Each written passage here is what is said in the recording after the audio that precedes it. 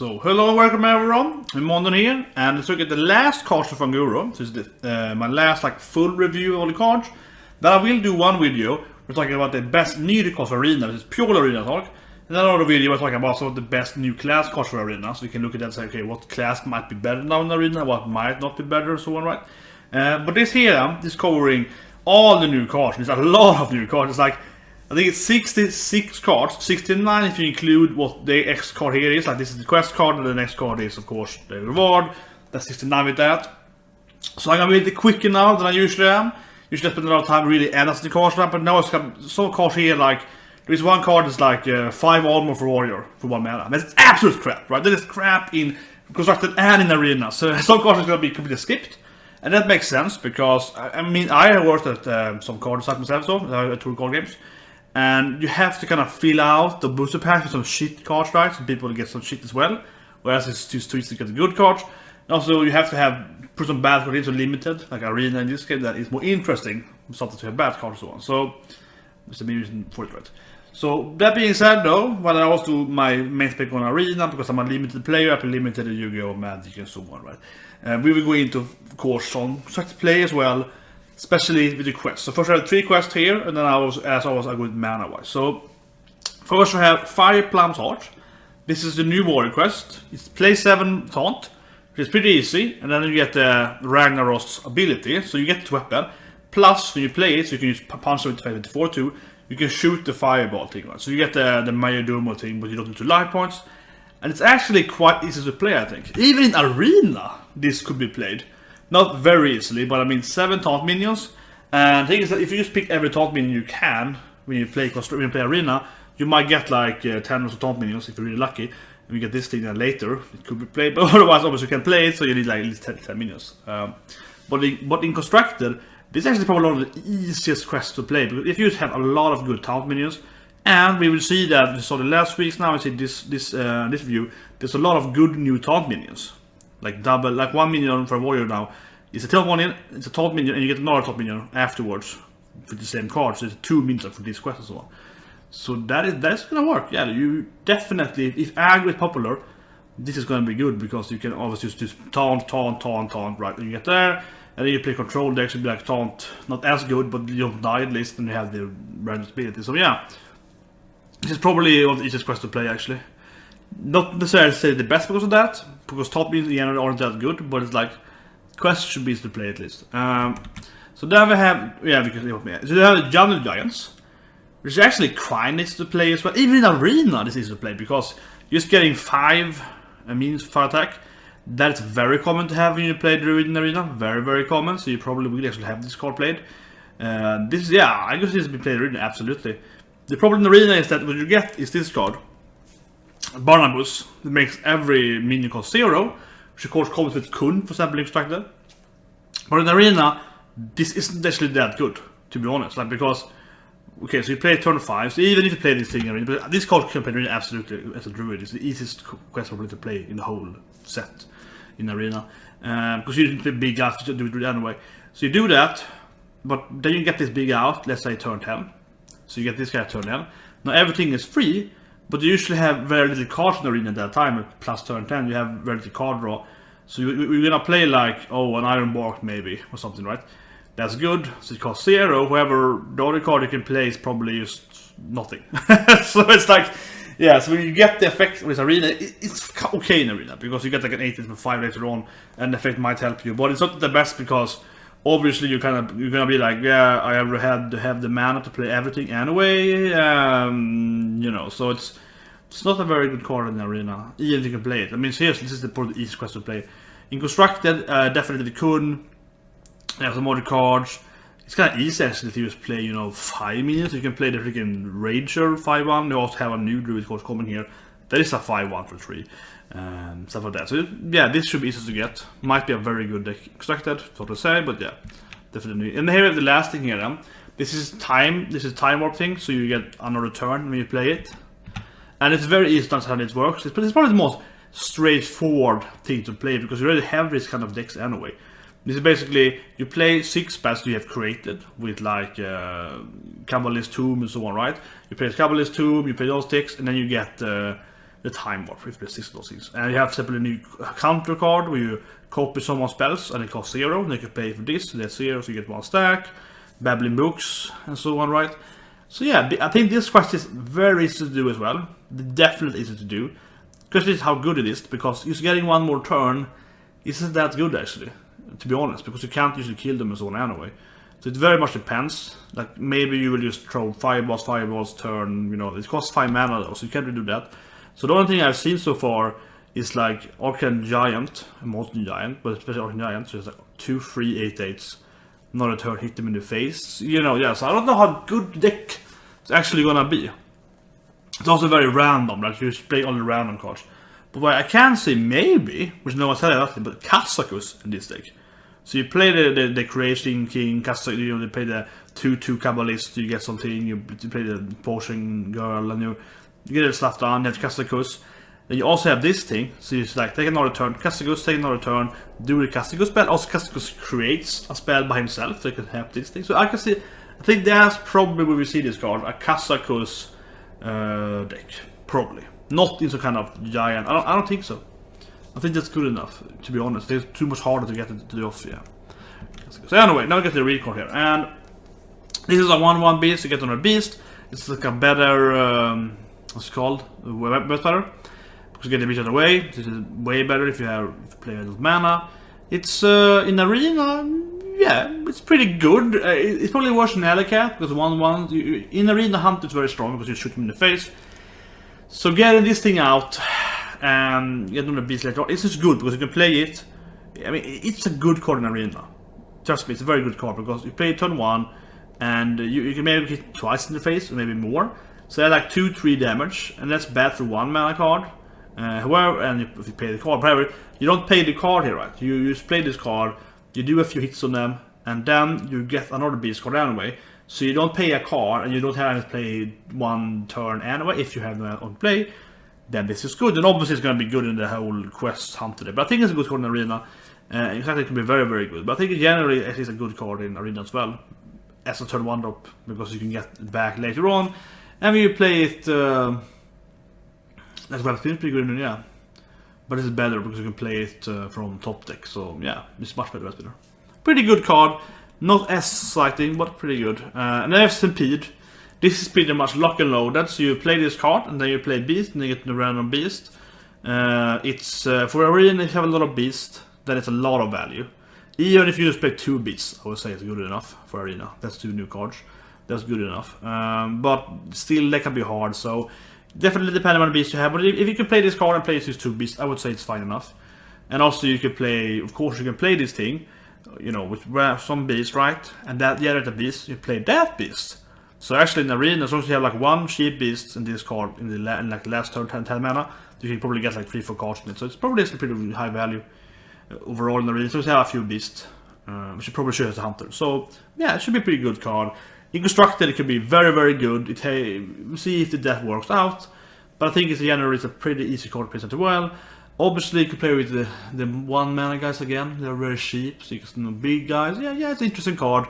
It's a little random though, so but I think it's a high value card in arena actually. Then I have this card, Air Elemental. This is actually a pretty bad card in arena. It looks good because you're like, oh yeah, it's immune against Fire Blast, but it is not immune against Rogue and Druid. That means it's only immune against 1 of the 3 decks that can kill you 1 life, guys. Because usually you say, yeah, 1 life guys are bad in arena because they're so weak against the hero powers. Because usually hero power in killing a card has very, very high value in a card advantage, right? So that's why it's very hard to play 1 minions, 1 half minions, because they're also dying of 3 of the classes, also the most popular class, Mage. This card is immune to Mage, that is true, but it's not immune to the other 2 ones, and Rogue and Rue is especially pretty popular. So it's like, yeah, you're not gonna. I mean, look at it. Warrior is the least popular class, for example, right? And Warrior can't hit these 1 guys, right? But yeah, so you get what I mean, right?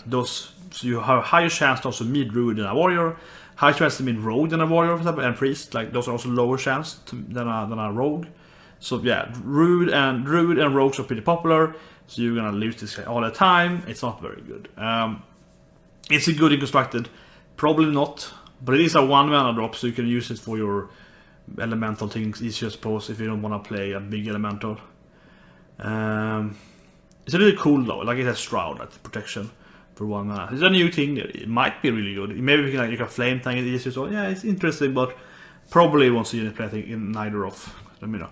They have this thing, Adaptation, which is basically one of the new buff cards for Paladin. Used to kind of place the Galvadon deck where you boost stuff, right? You play 1 mana, you boost them, and you get the whole thing. Is it good enough? It's gonna be good probably for the Gavadon deck. There will be a 2-drop later on that really shows why Gavadon can work with the buff Paladin thing. But is it good enough in Arena? I don't know actually. The thing is that giving some Divine Shield in Arena is 1 mana. And it is better. The thing is that giving Divine Shield is almost the best thing always. Seriously, of the adaptation, except Poisonous. But this depends on your decision, right? If you have a big guy out, you rather want to give it Divine Shield in the Arena and kill their big guy and have your big guy left with full life, right? That's really good. This thing is like, yeah, give your big guy 3 more life on, it survives, but better have a Divine Shield. Yes, you can buff a small guy, give it +3 attack, maybe you can trade up. This is the best thing of Might then. I guess it's okay in Arena. My social build is okay without having playing it. I think it's okay because Blessing of Might is crap in Arena. Because just giving attack is horrible. But this card can be played on a small guy and say, please give me Blessing of Might or Poisonous, and then I can play it, I can trade a big guy. Or you can play on the big guy and say, please don't give me those shit, give me a defensive trait like Taunt or Divine Shield, and maybe I can survive, whatever, right? So yeah, I guess it's probably okay actually, probably okay, yeah. And thinking about that, it's probably better than Divine Shield, because you do have the option to go aggressive with it sometimes. And Divine Shield for 1 mana, it's a bad card in Arena. That is usually a very bad card in Arena, and compared to Arcane Scribe, it's much better card in Arena. So it's probably better than both of them actually, probably, because it has the freedom. But also it's randomized, so it's hard to say exactly because it's a random effect. So I can't say exactly who's in the Arena, but having played it a lot of times, like when I of course play maybe 100 Arena rounds and then do another review, yeah, like, but it's probably better than Divine Shield, but Divine Shield is pretty bad. Like Divine Shield, I would say it's like a 4 out of 10, 3 out of 10 card in Arena for the Paladin, so it's probably like a 5 out of 10 at best. So I don't think it's very good, but it's much better than Blessing of Might though, much better. Because Blessing of Might usually is very useless against some token for trade. It's a very bad trade usually. This can be used defensively or like survivability for a big guy, so it's much better than at least the Blessing of Might, which is like a 0 out of 10 card in Arena. So yeah, so that doesn't say much. For Constructor though, it's obviously only gonna see play probably in the buff thing, right? Maybe in some White Weenie, Divine Shield thing. But those things, I would say, are probably gonna use Gavadon. Like I have a hard time seeing you playing like a Divine Shield deck for Paladin and not having the Gavadon, even if they have the buff card, because you're gonna have a lot of buff cards generally in those decks with Divine Shield. So this will also be good then. Like Divine Shield guy, give it Blessing of Might, you can trade, give it Poisonous, you can kill 2 things, you know, yeah. So if that deck works, then that card probably be played. Then we have this card, which I think is good in Arena. This is probably a very good card in Arena. So this is the Draconic Operative, but for 1 mana and no minion. You don't need a dragon in your hand, but yeah. Hallucinations. You get a Discover from the class, right? It's pretty much this the Draconic Operative, right? Rogue card. It looks pretty good actually. I think it's pretty good because Discover is usually pretty good in Arena. You can get like, okay, here's a spell, here's a Flame Strike, you know, you can pick, and it's a 1 mana card. Which I think is good because you don't have any really good 1 mana drops for Rogue in Arena. Pretty much none. So if you play this card on turn 1, that means you can pick something that's, okay, I'm facing a mage, try to get a removal, or I'm facing a Shaman, so I get a big guy, you know, so on, and Druid. So it feels like it's a very good 1 mana play for Rogue, I would say. Very good. Probably, it's probably worse than the 1/1 Pirate, that randomizes it for you, because the 1/1 with Rogue ability is pretty good. But you have the Discovery, yeah, but you have the Discovery effect, so it's probably around the same level as the Pirate. Maybe even better, depending on how good your deck is and so on, how you see deck and so on. If you have a slower deck in Arena, then it's of course much better than the Pirate. If you have like a fast tempo deck in Arena, this card is probably a little worse, but still a pretty good card. So yeah, and for Constructed, I don't know, it probably is good in Constructed. The good thing is that you can say, oh, this is an aggro deck, I can play this thing and so on. It still is a good 1-turn play. You know, but I think in Arena it's a very good card, probably. No, it should be a very good card. I'm pretty sure this is like 8 out of 10, 9 out of 10 actually, because this is probably the best thing you can do turn 1 for a Rogue. so you don't waste your turn. Like the Raven Idol for Rogue, it looks very good. And then we have this card, Emerald Hive Queen. It's from the Silithius guys, in Guro, it's in southern part there. Horrible dungeon place they all have a good request. I think this is a good card. I think this is a good card for Arena. It's like a zombie show that you can trade up. Usually what's gonna happen if you play this card is that you're gonna play it right on turn 1, then you're gonna play something on turn 2 or 3. On turn 2 would say that, and you can kill that thing, trade up so to speak for 1 mana, and you can play your minions for the normal cost. So it shouldn't be a big issue for you, usually. And especially if you're a paladin, you can get the 2s out, which are usually pretty good. And even if you're like a mage, rogue, or druid, you can kill the 3/3 by shooting once and do that, that's fine enough as well and so on. So it should be pretty good actually in Arena. Of course you can get really screwed over, like sometimes you do with the Venture Goblin right there, and you get frozen and you're fucked over. It might happen, but I think it's probably a pretty good card in Arena. However though, this is an epic card. This is an epic card, think about that. The Venture Co, he's like a common card, you get him a lot of times. He's a pretty good drop usually, he has a lot of impact, and says that he's a big bomb guy early, so you can call it on it very strong sometimes. This is an epic card. It's a neutral epic, so some epics for your classes are very bad, but I think like will you pick this card over a Pyroblast for example? No, purposely feature game. Pyroblast isn't that good, but it's okay. Will you pick it over Earth Elemental after that? No, absolutely not, right? So actually I think this card won't see much play because it's not that very good, in that sense, because it's an epic card. If it was on a common card, it was a lot of play.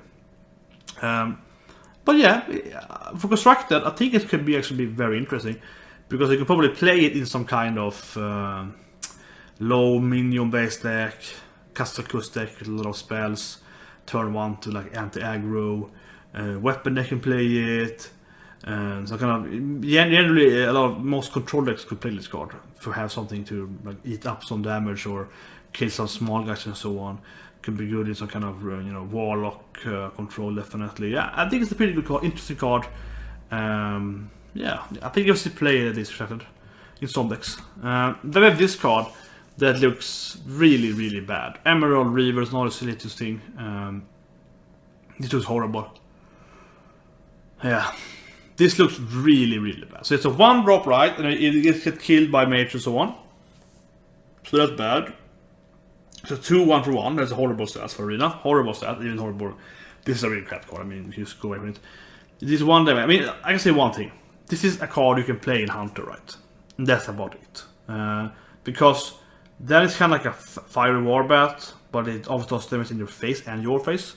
Which is just, thank you for that. But yeah, so it's like a worse Fiery Warbat, because Fiery Warbat usually can keep something sometimes.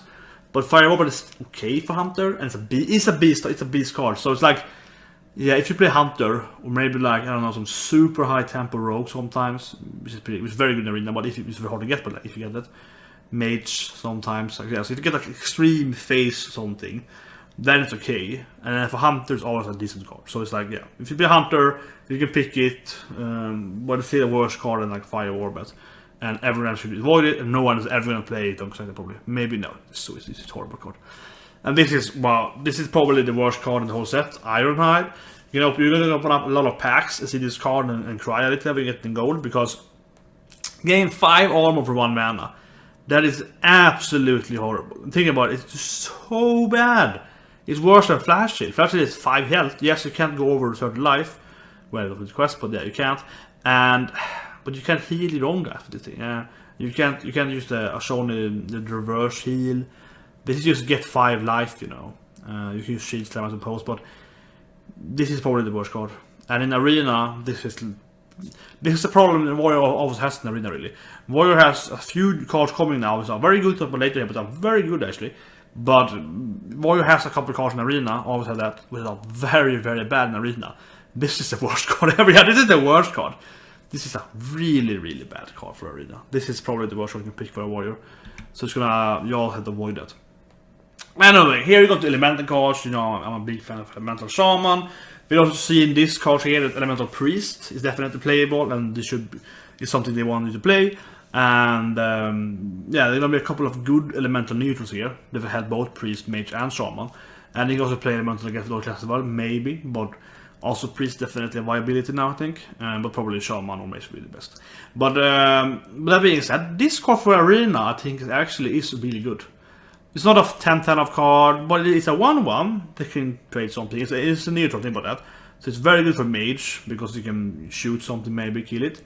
So let's say you play this card turn 2, they drop a 3-2, you can shoot the 3-2 and then trade this guy, and he will also kill the other minion. You have 2 minions, for example, or something, right? I mean, it's 3 damage, it's like a fire elemental at random, but yeah, but it seems pretty good. Like, if it said enemy and not minion, then it wouldn't be very good, but it actually says minion only, which means that this is like a 3 damage random defies effect.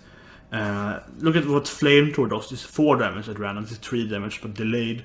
So it's a little worse than that, but that's for Mage. It's a very good Mage card, Flamethrower. It's a very, very, probably one of the best cards you can get for Mage. It's an extremely strong card in Arena.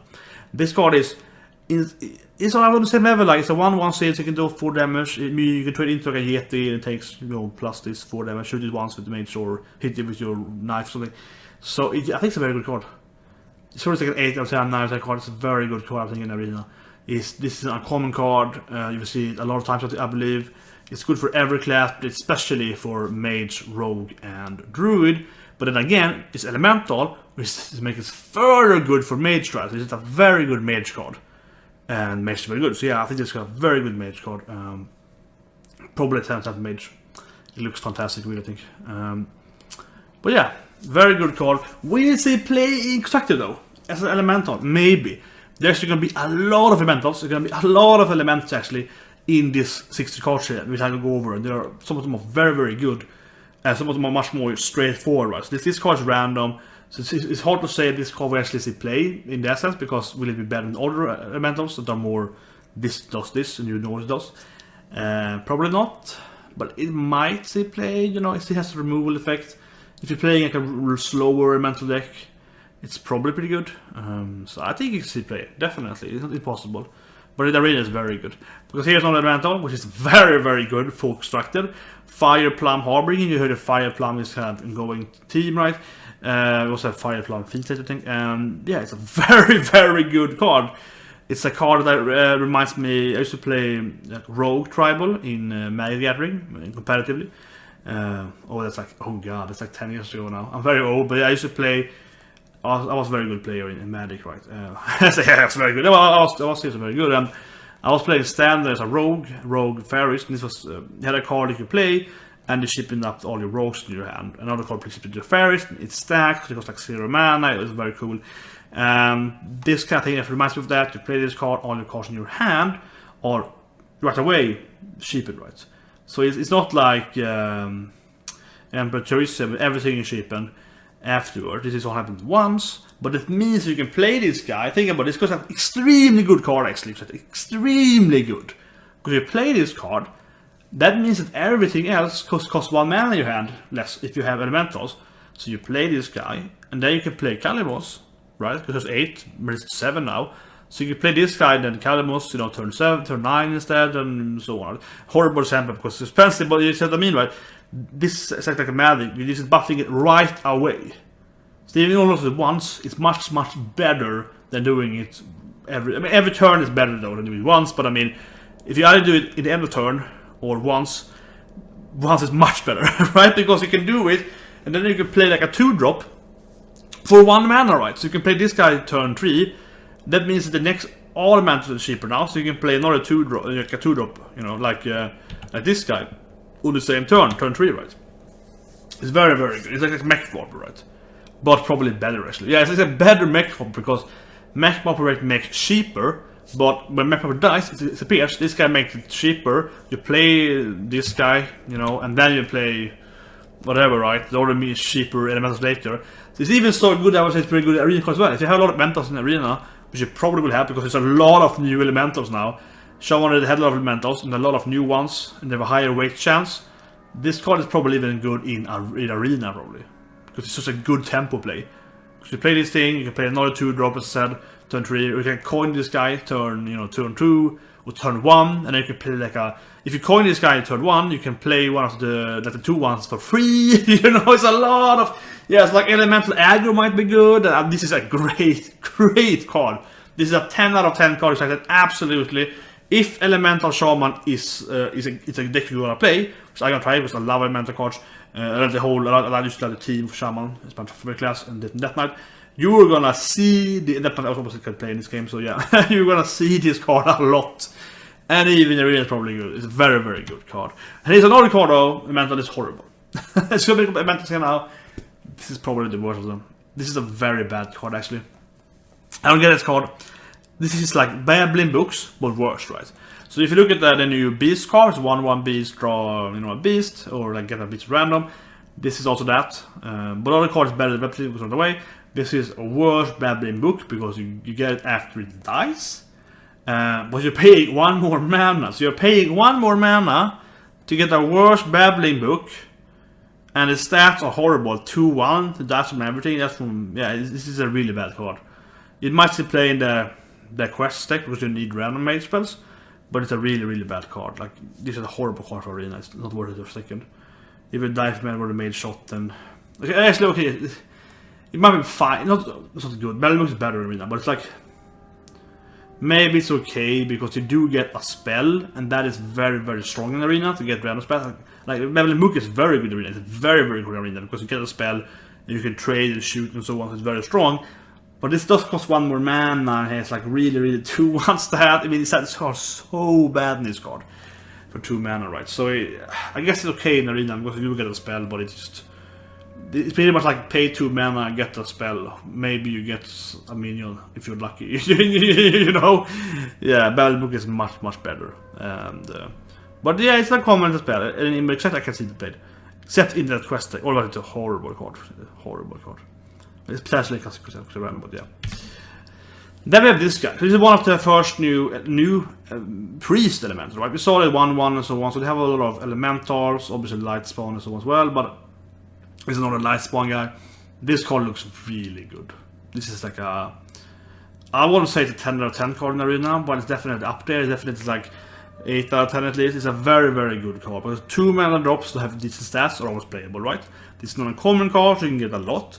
And it makes every spell cheaper in your hand, as long as it lives and it stacks, so you can have more of them. But it's a very, very good effect, because it means that you can maybe hit Holy Nova turn 4, maybe you can do, like, play this guy on turn 3, for example, and then you can do Shadow Word Pain for 1 mana, so you can kill their 3/3. So he starts, right, and he plays a 3/2, and then it's your turn 3, you play this guy, and you Shadow Word Pain it, a lot of tempo, get to it right. See what I mean, right? It's a very good card. In worst case scenario, it's a 2/3 for 2, and for priest, it's better being a 2/3 than a 3/2, so you can kill a 2/2 and heal it. So yeah, so it's like a very, very good card in arena priest. Very good card. Easily 8 out of 10, maybe 10 out of 10. It looks fantastic. Of course, it depends on how many spells you have, but as I say again, even if you don't have any spells, it's just a 2/2, so it's a playable card. Very, very good card. I mean, the tempo swing can be enormous for this thing in the beginning of the game, and it can just shape it up for your EOE later and so on, right? Or maybe like cheap Shadow Word Pain, or I mean Death also, and get the big guy out itself. And yeah, it has a lot of potential in arena. Huge potential. Exactly similar way then, you can get combos easier, get your spell cheaper out. Yeah, I mean, I think it's a good card generally. If you're playing Elemental Priest, which I'm gonna try to play, you are definitely gonna play this card. It's gonna help you do some stuff right. You might even make some Powered Shield for 0. I mean, that is great. You can play this guy in turn 2. Powered Shield, it's a 2/5, you get a card back. That sounds really good to me. That sounds really, really good. This card will absolutely see play. That question is Elemental Priest gonna be good? It doesn't look as strong as Priest, as Shaman. So probably not. So that's why I'm afraid of this card, that it might not see and play it all together. But if you're trying to play Elemental, it's gonna be a very good card. Absolutely very good card. So yeah, we have to see a good Elemental Priest. And the effect though is so strong, you might even see it being played in some other kind of priest deck though, because the effect gives you a lot of combos and so on, right? It opens up, right? So it's a very, very good card. And like comments, you can see a lot in the arena. They have Dynamancy, which is an enormously good card if the hunter decks can handle it. It depends on what hunter deck you're playing and so on. But yeah, instead of having the arrow shot, you're gonna boost Beast, which is much better than Priest, because you're giving them 2 life plus 2 attack, right? And also extending their life, so you can heal them and so on. So it's very, very strong. Because you 1 turn, however though, but it's probably worth it. And if you play it again, you will refresh your hero power credit list. You can hero power something, play this card again if you have one already, and you can hero power again if you like 10 mana. So it doesn't get 3+3 like Shadow can take for Priest. But is it good? It looks amazingly good in Death Threat Hunter. You know, you play some Death Threat guys, you play the Summon Highmane, the 4/3/3, and so on. And you buff you can also buff something, right? You can buff the small guys to survive. So that looks very, very good. We will see how good those decks are in general, but that sounds very, very good. However though, in Arena, I would say this card is worth it. In Arena, the power ability is probably worse than normal ability, because Hunters are very strong in Arena. Mainly is hero powers are very good. You hero power a lot and you will die eventually, right? And especially it's very good with Warlock. Usually Warlock versus Hunter is like an auto lose if you have this Hunter deck. And with 1 life tap you die pretty much. So this ability for Arena is probably worse because it was a beast, right? If it boosted anything, then it would be really, really broken. But yeah, so I mean, if you have a lot of beasts, obviously it's good then. But if you have like, let's say 4 beasts, like 4 or 5 beasts, like a small number of beasts, I probably would rather have my steady shot. Probably. It depends, of course. Sometimes you wanna, okay, I get this out early, buff it, I can boost it in a huge tempo swing, but that is harder to get the beast out. So I would be afraid of playing this card in Arena. I honestly would, depending on how much beasts you have. If you have like 10 beasts, that is great. But at 5 beasts or so or less, it's probably not worth it. And obviously like 1 beast you can play, but I mean even at 5 beasts, it sounds like, well, if I get 1 beast early, Ally Cat, and I play this and buff one, is it even worth them? Then has to wait for like 5 turns? No, probably not. You probably need at least like 7 or 8 beasts to mean it safe. So beware of this card in Arena. This card where it's like Power Shot, but it does 1 instead. So it's probably better than Power Shot because it's a little hard to get sometimes. And uncommon cards you get a lot. It reminds you of like a Swipe, 1/1/2. It's good with spell damage, of course, like Swipe. Let's get 2 instead. Yeah, I mean, it's a removal card. You probably should pick it in Arena. Usually we kill a lot of small stuff. Hunter has a lot of problem doing that 1 damage because they have steady shot. So yeah, it's probably a good card in Arena. Not the best removal, but yeah, should be a pretty good card in Arena. Generally, the best shot, of course. It's a tricky to say. I mean, 2 damage can be too low though. So it's probably just good at turn 2 or 3 to kill the small guys. I mean, it's gonna counter like some Sudex or Rogue Tempo or so in Arena. So yeah, I mean, it's a good card. Is it better than Plus Shot? Probably, because you can use it right away. Will we play the Extracted? I don't know actually, because it's kind of weak there. And Spell Damage Hunter probably won't be played. So we will see about that, but yeah.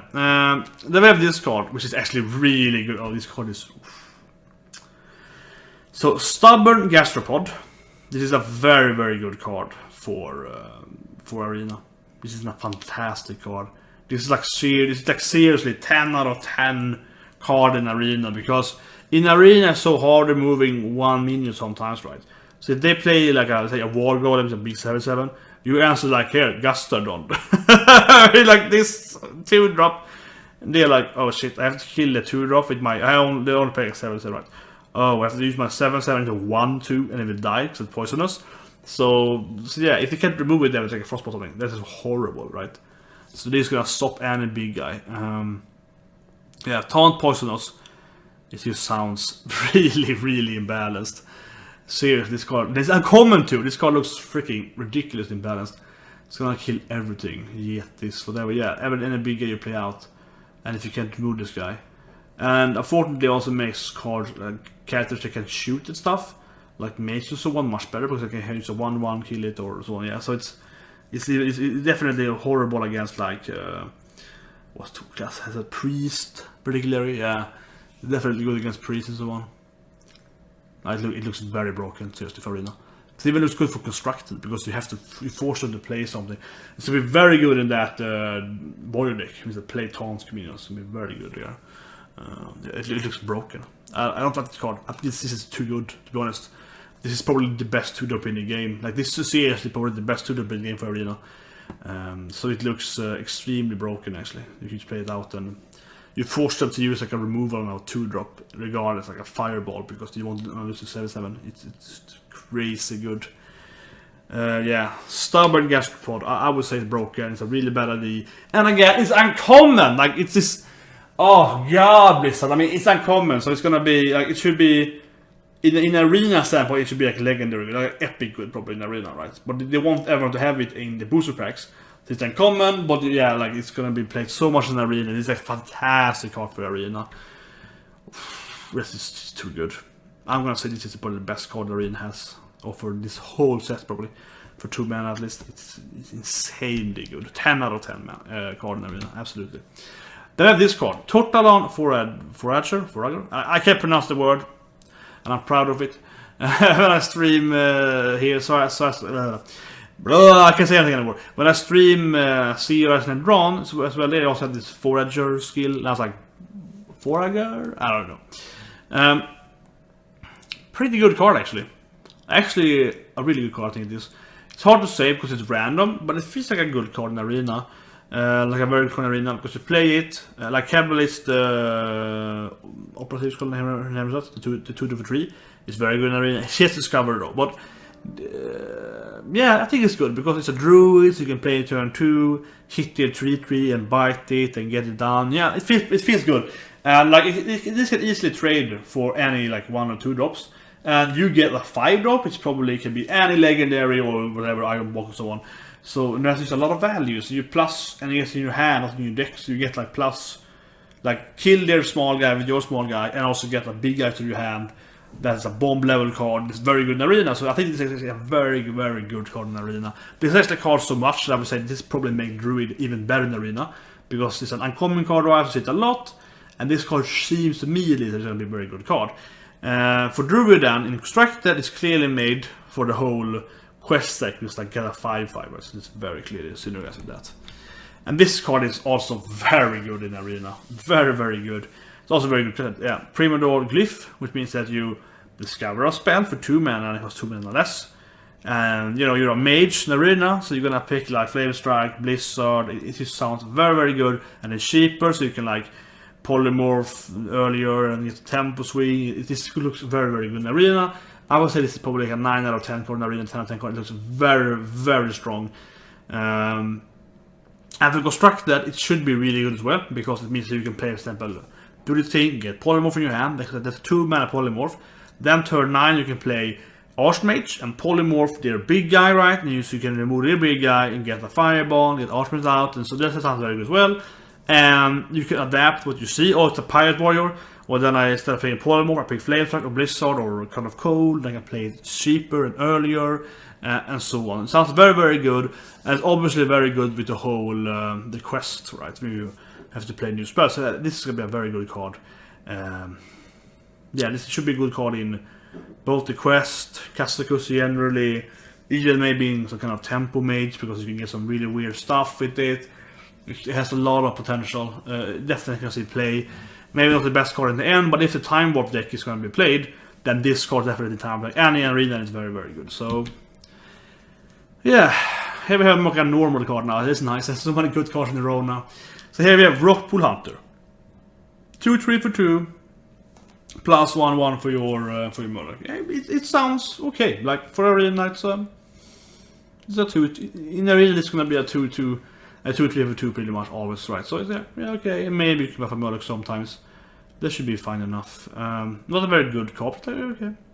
In Constructed, it might be good if the Murlocs are good. The question is it space for this card? Because there are a couple of other good 2 drops for Murlocs. We're gonna see a Paladin Murloc later on here, which is insanely good, but like, well, for that deck then. But yeah, so it might be played like that. It's a Murloc deck. In arena, it's gonna be 2/3 for 2, so it's okay. Oh yeah, here we have this card, Bite. This is pretty much Van Cleef, but 1+1 instead of +2, right? So it gets half the Van Cleef ability. It's a starch lower. I don't know, it feels like this is gonna be good with that every minion is a 5/5, but I guess this thing is gonna be like a 5/5 plus the combo it gains, maybe. Yeah, it's another Van Cleef card, but you have to remember also that, of course, the stealth buff, the conceal is gone, right? So you can't play like a 10/10 Biteweed and conceal it. So it's pretty much like a cheaper Van Cleef, easier to play in Van Cleef because it costs 3 and it costs 2 mana. Misses a lot easier to play actually. In Constructed, it might still play if you have the old Shadow Step thing and so on. Maybe then the quest deck. In Arena, it's horrible. I think it's just pretty horrible. I mean, I guess it's okay because it's a 2-2 for 2. Actually, it's okay as Arena. It's a 2-2 for 2 at bare minimum. If you play not the last side. So turn 4 you play a 2-2, like 3-2, and this guy, and that's a 2-2 for 2. That's bad. That is bad. You have to play this card at like turn 6 or 7 or so in Arena to get value from it. If you don't have... Yeah, no, I shut my mind. No, this is a horrible card in Arena. Even if it's pretty easy, it's a 2-2, it's gonna be... Yeah, it's very hard getting it stronger than a 2-2 early. So it's like a 3-3 more, right? And that is just really bad, turn 7, so... It's a bad card. Or did I miscard it? No. Razor Petal, Lash Shadow. So it's a new thing. We have on last card as well, also Razor Petal. So you get this Razor Petal, right? And it's like throw, 1 damage. Good 3 combos.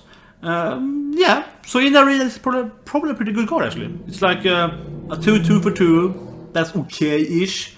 And you get this spell, right? And this spell is very cheap and so on. So it helps you do your combos, which is good in Arena. Actually, of course, have this card to work and so on, right? But obviously, in Constructed, that's kind of the point, right? You get some combo stuff, you get some move stuff. But in Constructed, it should be... in Arena, it should be okay. Yeah, 2-2 for 2, you can shoot next turn, hit it with the lagger. Yeah, it's pretty fine. Like, if you started coining it now, I don't know if you want to coin it, but it's pretty good turn 3 play, probably. Like, you can play this on turn 3, get the petal, shoot, hit maybe with the dagger, if the dagger turn 2. So on, yeah, and easier combos turn 2 or turn 3 after, and if you coin it, you can combo later and so on. Yeah, so it seems to be a pretty decent card. Next card I think is a little slow though. This instead you get 2 of those things. You get the same, like it's the same spell, right? But you don't get the 2-2. You get 2 spells instead. This is probably much worse. In Constructed, it's maybe better because you can do feather combos. So again, you can do this card, throw those 2 1/1s, that's 3 cards, right? And then you play this guy, and you get like a 4-4. I mean, I can see the combos, but it's like, is it good enough? I don't think it's good enough even for Constructed. And in Arena, it just sounds horrible. It's like a really bad Froststorm. They actually had a thing called Duo Shot in Magic, where you play, it's a fire spell, it's a red spell, you play, do 1/1 damage to 2 minions spread out. And it was 1 mana, so it's like this thing, right? Because you get 2 spells, but it costs. Yeah, so I don't know. It's probably really bad. It's like a really bad Frost Shock or whatever. Yeah. Also, it's probably better in Arena to do like 3 damage for 2 mana than 2 damage. Yeah, so it's a bad card. This should be pretty good in Arena. Yeah, but this should not. And then we have this thing, Blood Bloom, which is just Shugal. So you play this card. And then your next spell again, 2 mana for this spell, then your next spell is free, because it costs life point, right? It's a very fun card, it definitely is play Constructed, maybe not the best card, but it's much easier to play than Shugal, because Shugal costs like 7 mana, right? So it's much easier to play, and you can get some cool effect, you can get some Twisting Nether out, it can be very cool. And for Arena, it's probably really bad though. Because what will you play there in Arena? Siphon Soul, maybe, I don't know, some random Black Crystal, that would be horrible in Arena. Yeah, it's not a good card in Arena. I can't see it working out. It's just like you're paying 1 card to play another card faster, pretty much, right? And then in Arena is not worth it, because yes, you go through some light, it's not really matter in Arena, but you do get your whatever removal out quicker, but it's like not that much quicker probably, so yeah, no, it doesn't sound good for Arena at all. In Constructed though, you can do some mad combos, so obviously that's pretty interesting. Then we have this thing, which actually can be really good in Arena. Moraes is pretty good in Arena. You get your 1/1 with past 1/1s, pretty good. Stealth guy though. This guy has more life, it survives, like a shield AoE, Primal Fiend Totemir. Then he gets your 1/1 Murlocs. This card might be really good in Constructed, maybe it's really good. You play this guy, you play the different, Murloc synergies. It might be very strong. I don't really know, but it's if you coin this thing in Arena, you probably will get 2 1/1 Murlocs before it dies. At least you get 1. So if the Frostbolt is, for example, you have your 1/1, so then you win, right? Because they lose 1 card and you get a 1/1, so that's better for you. So especially coin is in Arena, you should get at least 2 2/2s. and it's a totem, so you can play it. Yeah, it sounds pretty good actually. And actually, I'm gonna go so far and say it's probably a pretty good card in Control Shaman. If you play it early, they're empty board, and they have to remove it. You get a few 1/1s that gives you some of the trading. Maybe it's good against aggro. It sounds pretty good actually. This is a very interesting card. I like it. I like this card a lot. It should be good in both formats, somewhat. Yeah, nice card. Pretty totem. Oh, here we go. Here's the Primal Finn Champion. I saw the live stream right yesterday for me. I mean, I'm living 9 hours ahead, right? So it's nice for me. Yeah.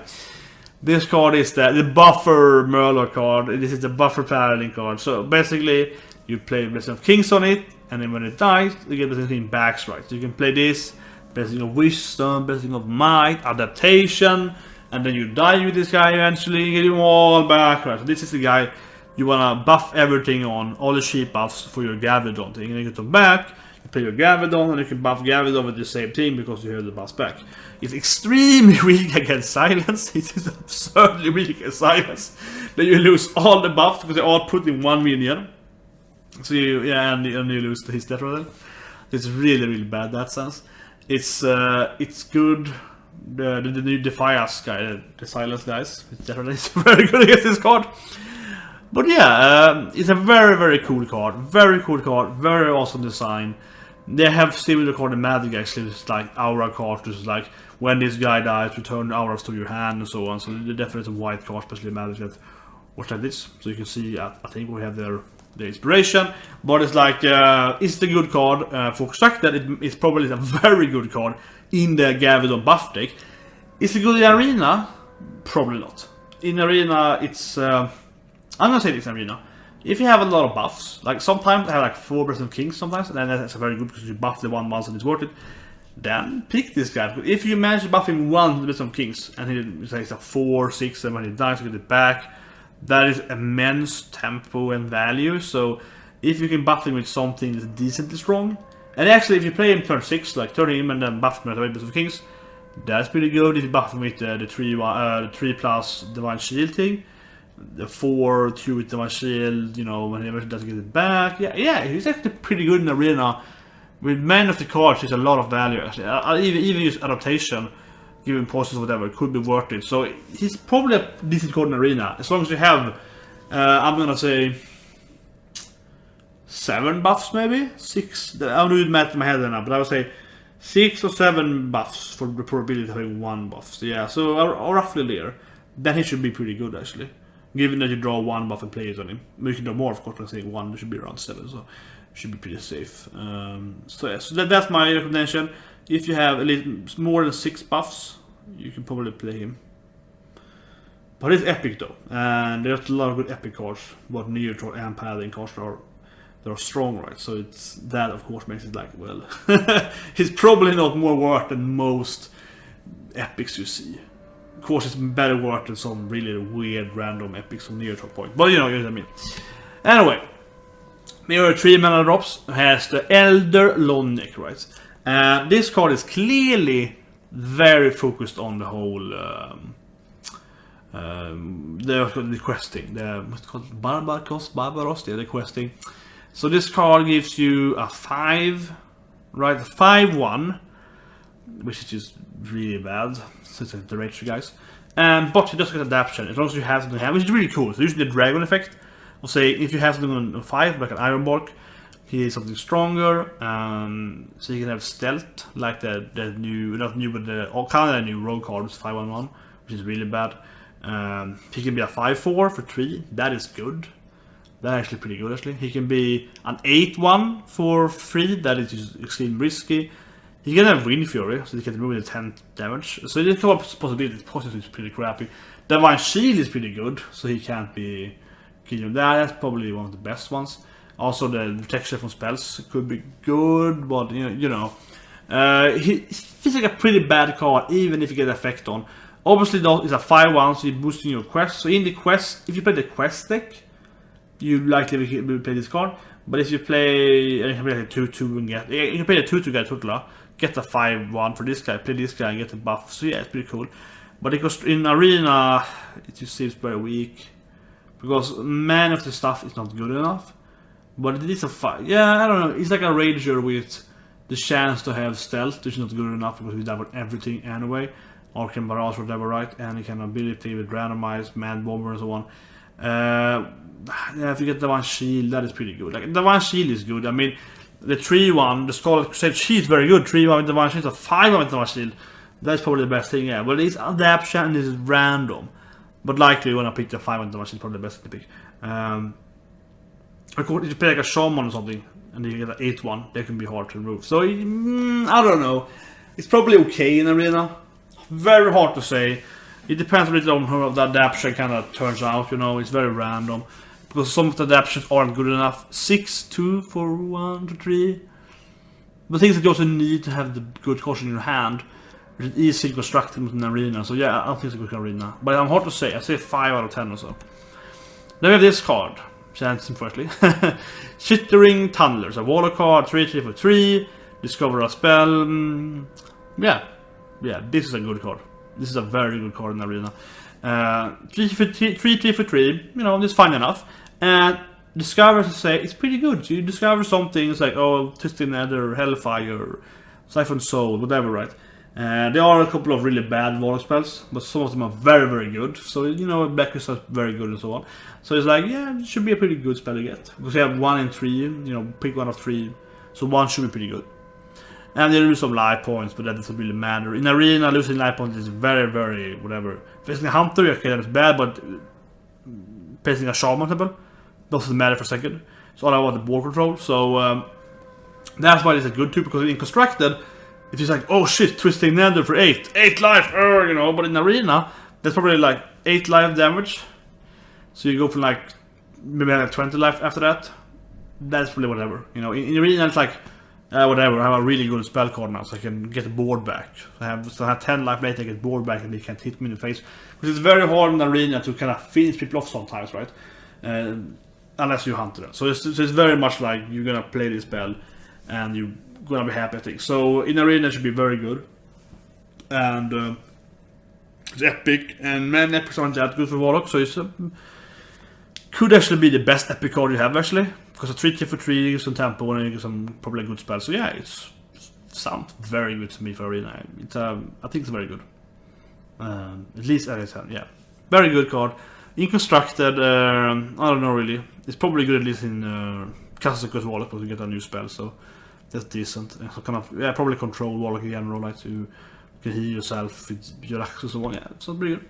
They have this card, which is just another like Ancient Watcher for 3 instead of 2 mana. Humongous Gracefully, the 4-8, right? You can't attack, just like the Watcher. Yeah, they can only defend. Well, the Airy Statue, 7-7, that's going out now, right? But yeah, 7-7, you have this thing. Yeah, it looks bad. It looks really bad. Like, in Arena, forget about it. It's like very hard to play it. Watchers never good in Arena. Once I went like a 12-1, I think, for the Druid deck. I had like 3 Watchers, and I had like so much Defender of Argus and stuff like that, so it actually works. I mean, you happen once in a lifetime, but it's like, no, it's not gonna happen very often. So yeah, you have to have the Silence deck, the Purified deck to play it, right? And it's just not gonna happen. And even in Constructed, I can't really see this being played. And then if you play this, you just do the Watcher thing as well, and have those things, and you buff them with Death Heart and so on. I don't know, it sounds like a really crap card. Let's go on. This, however, I think is a really good card. You know, I'm a big fan of the 4-4 of that thing, but it's like, this card looks really good because Vicious Fledgling, and I say what we did. In Constructed, I think it's a bad card. I think it's a really bad card. It's a 3-3 for 3, that's not good enough. You get to adapt every time you attack someone, which is really cool though. So if you can, like, you know, get it like Wind Fury attacks more. You get Wind Fury attacks twice, and it's really cool. I'm wondering actually, and I hope this works, if you give it Wind Fury, it can tank once more again, hopefully, on the same turn, so you get one more adept. So that's something really cool actually, but it's much harder, right, except to attack someone in the face. Because you can remove it, you can have good taunt minions, you can have some combos sorted up, you want to kill that instead, you know. Yeah, so it's a beast, but yeah, in exactly it's not gonna happen. But in the Arena, I think it's pretty good because you can usually play, you can't this turn 2 in Arena, And if they have empty board, like they shoot you in the face, and in Arena it's very common that you have one, you know, every second game you get like a free turn, so to speak, where you can play something like 2-3 drop, and they haven't played something yet. You just wasted their second turn to do something, right? Because they didn't have a good hand. That's very common in Arena. I would say it's every second game or so in the beginning. There's lesser chance of that later on in the game, but it's pretty good in the first few games. So if you coin this thing on turn 2, especially coin this thing on turn 2, they probably have an answer for that, like a minion answer, but not like an actual spell answer. So they get like a, let's say, a 3-4 out even, but then you hit them in the face, and you get something like +1, suddenly it's a 4-4, at the point where, so in Arena I think it's kind of easy actually. In Arena it's much easier to get that, hit them in the face to get off, right? And that makes that not be too horrible. But even so, it's not that easy to get it effect. It's not that easy to actually get that +1, that thing going. So it's not a fantastic card, but it has potential in Arena, especially if it gets Winds Fury. I think even if it gets Winds Fury in the next turn, but yeah. So, but Constructed is very hard played. Was a pretty decent card for Arena, I think. But it's blue, yeah, but it's rare though, so probably it's not that good. I think about it. Anyway, this card I think is pretty cool. It's also Beast. So this is a 2/2 for 3 with adaptation. So is that good or is that best? Is it worth it? You a 3/3 for 3, that is crap. A 2/5 for 3 is good. This is pretty good actually. That's the flame mod thing. That's pretty good. 2/2 poisonous for 3. That's just slightly worse than the snake. That's okay in Arena. But it's like worse than the snail. But you guys don't get that snail! That snail for 2 mana is better than this card. It's like poisonous taunt. This is like, you can get either one of those things. What? Yeah, that snail is freaking imbalanced. This is probably a pretty bad card. 5/2 for 3. Yeah, this is not good. I can't see this card be played in this. Is a pretty bad card. This card has a lot of value. Just like a turtle for that matter, Egg Napper. It's yeah, it's a turtle. And it spawns to raptors. It's obviously taking to raptor eggs, so it dies. This is actually put a pretty good card in Arena because 3/1. This is like Divine Guy, Scotch Hermit, but you get 1/1s. It's a lot of value. You know, 2/1s. It's a lot of value. So even if you can remove it, you have to spend mana to do that, and then you have, you know, 2 1/1s you can trade with and so on. So I think it's a pretty good card in Arena actually because Death Threat is quite strong. Is it better than Horror's Golem? Probably not, because it's at 1 life. It's like 3/2, then it'll be really, really good. It's in Constructed, it's probably even better, I think about it, because in Constructed it's much worse when you have to pay your hero power to remove something than in Arena, because in Arena you're usually happy if you can do that. Not like a best card ever, but it might see some, you know, decent play in Arena. Probably very too slow. Constructed is those raptors are probably beasts though, or they're beasts, yeah. I can see. I was thinking that if you play this thing as a kind of Hunter Death Threat deck, which might be the deck coming out, it'd be good, probably not, but it might save the new Terror Claw and so on, Terror Scale. Then this guy is summoning beasts, you buff them, you know, it's dependent, but it's probably not good enough. Then you have this thing, this is just a Nerubian Egg. Nerubian eggs are always be kind of okay in Arena, because they kind of counter Flame Strike and so on. But this has 3 lives, which is a drawback. That means it's harder you buff it and it survives. Yeah, that's harder. And it's just a 5/5 instead of 4/4 for 1 more mana. That's not good enough. It should be like a 6/6. So I actually think it's a pretty bad card actually. Because you are paying like 1 more mana than a Ruben Egg to get a 1/1 more stat. That's not good enough. And the 3 life is a disability, you know, just makes it harder. So yeah, pretty bad card actually. And in this card, it is. Things that this card is probably worse than the snail. The fucking snail is freaking broken. It's a 2-drop with taunt poisonous, yeah. But this card is also really good though. Yeah, and that of course it's like the assassin, but it's much better. The assassin probably only had 1 life, right? So he died from everything. But it has 2 lives, so it's stealth with 2 life. You can't kill him with everything as easily, and then you can kill anything for poisonous. It's in beasts, it's better for hunter. It looks like a very good card. This is also a very good card. I would say that the snail is better though. If I pick one of them, I would just say better with the snail. Much better actually, snail. Yeah, much better. 1 mana, so much better. But But you know, it's still pretty good. It's pretty good. It's an uncommon card. It should see a lot of play in Arena. It's probably like an 8 out of 10 card. Yeah, pretty good. Quite good. Is it good in constructed? Probably not. But it's probably better than the Snake and the Patient Assassin, right? Because his 1/1 life made him die from just everything, always. So he was so easy to remove. 2 isn't that much better, but that could make a difference. Might this is a place like a Beast Control Hunter, you know, it's a beast. Yeah. Good for Arena, very good for Arena. But it's like a worse version. Okay, so this guy is Silverback Patriarch, which actually is playable. It's the same stats, you know, not beast though. But you have to you discover a taunt. So he's probably pretty good in the whole warrior thing, because he's a taunt, you play him, you get another taunt, you play that. So you know, it's 2 taunts in 1. But 1 4 for 3 is really, really bad. So I don't know, is it good in Arena? It depends on what you discover. Discover is really good. If you ask yourself, is the card because 1 mana, which says discover a minion good in Arena for 1 mana? Here you play 2 more mana and get a 1/4. So you're paying 2 mana for a 1/4 with taunt. That is pretty bad. But it has some value. What I like this thing though is that it's not warrior restricted, because the 1/4 is better for a mage, right? Or a rogue or a druid, or for a paladin, or for a priest. It's pretty much better for everyone. Yeah. It really is actually. And for a paladin, you think that you can discover your own class minions. So you play as an Arena paladin, you get the Tyrion chance. Or more the taunt with Legend, which is like, well, yeah, you get a new team. You get your Sunkeeper, he's also taunt. Oh yeah, for Paladin, this sounds really good actually. For Paladin, this sounds really good. Yeah, because Paladin had both Tyrion and Sunkeeper Tarim, or both taunt minions, and they're legendaries. So this should happen earlier, you know, more frequently as a Paladin, right? Because you play like a Shaman, you have Earth Elemental, which is really good though. So yeah, there are a couple of really good cards there. For a Mage, it has like nothing special there. So for Paladin, should be really good actually. You haven't discovered it. Yeah, so yeah. I like it. They kind of took the warrior thing and moved it to everyone else, and they can be better for the rest of them in the Arena at least. So it's nice. And there's another card, another elemental card. You know, it's good for the elemental tech fight. You get a 2/3 for 3, not that good. But then you get 2/1, 2/1 Fireflies probably, and you can play them and you get your elemental effect.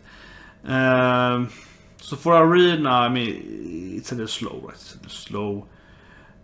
But it's neutral, and I do think a lot of elementals are good for Arena. So you might want this guy because it's very easy to get your elemental effect going with him, because it gives you more elemental to play, right? So it can be pretty good.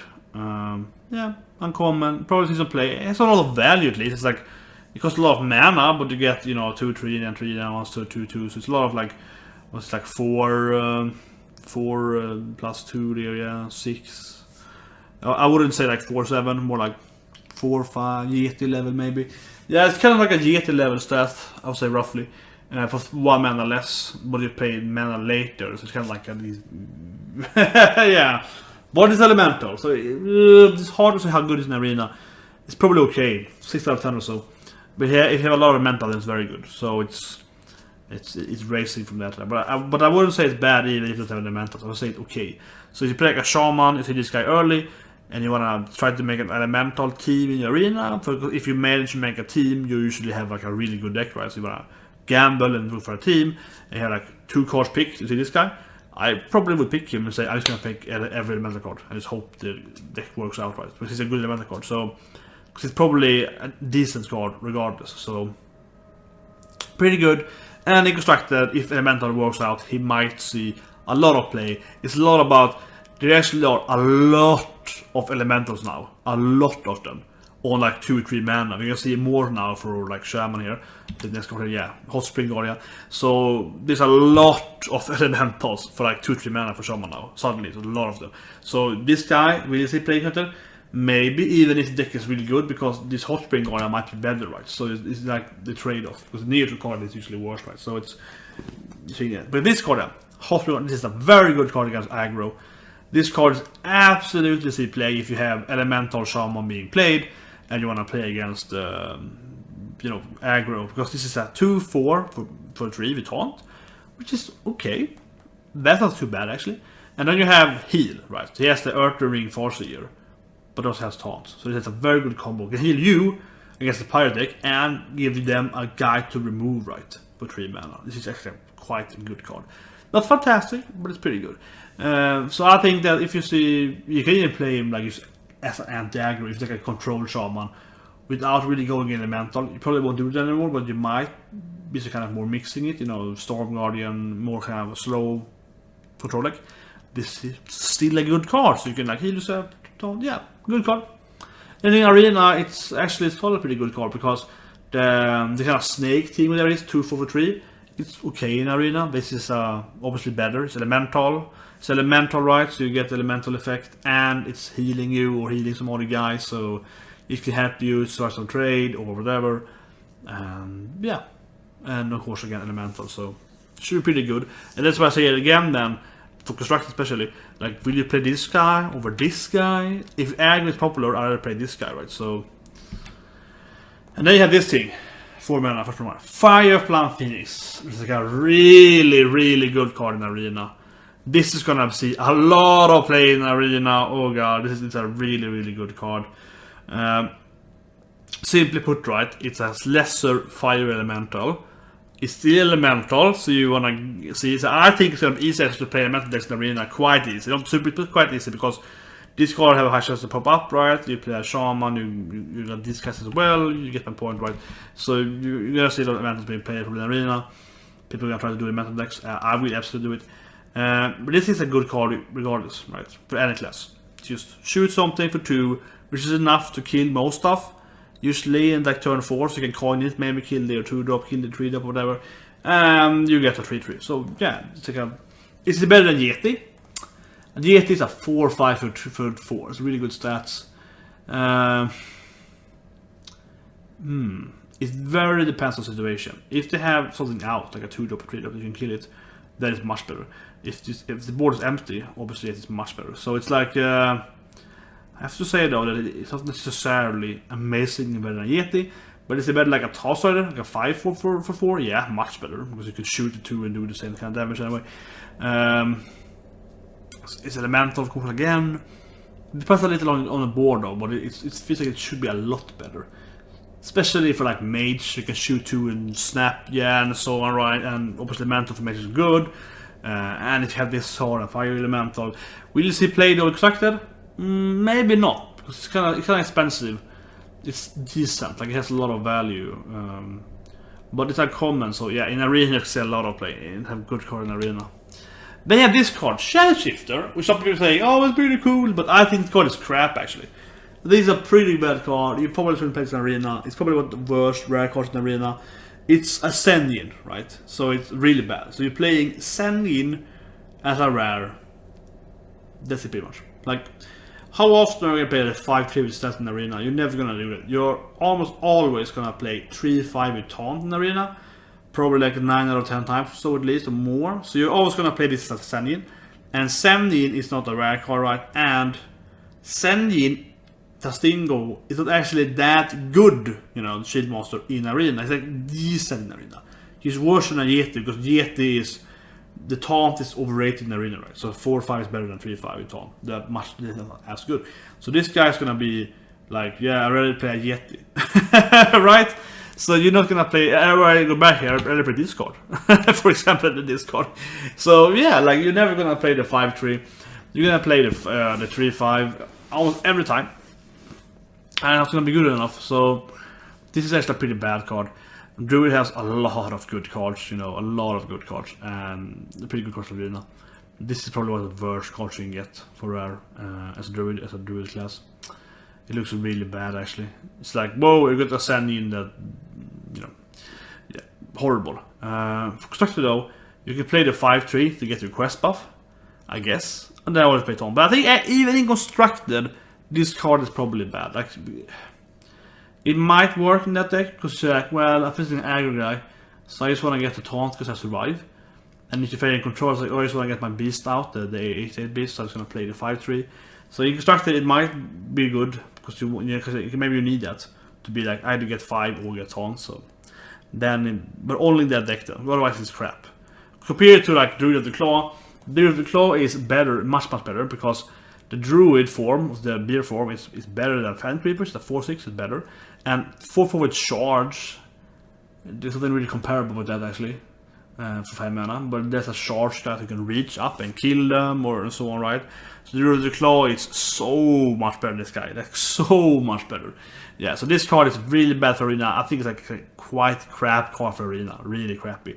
And even for Construct it's probably crappy, except in the particular deck that it might work. But even there, I am like, probably not. But for Arena, very bad card. Then I have this thing, the Vorax. It's probably we should play in the Paladin Gavin deck. It's not a buff thing, so it's pretty much the only deck you want to play in. I mean, for example, the new Paladin, if it's like give it the stake it on strike, right? So you 2/6 taunt. This guy would be like a 5/9 taunt guy.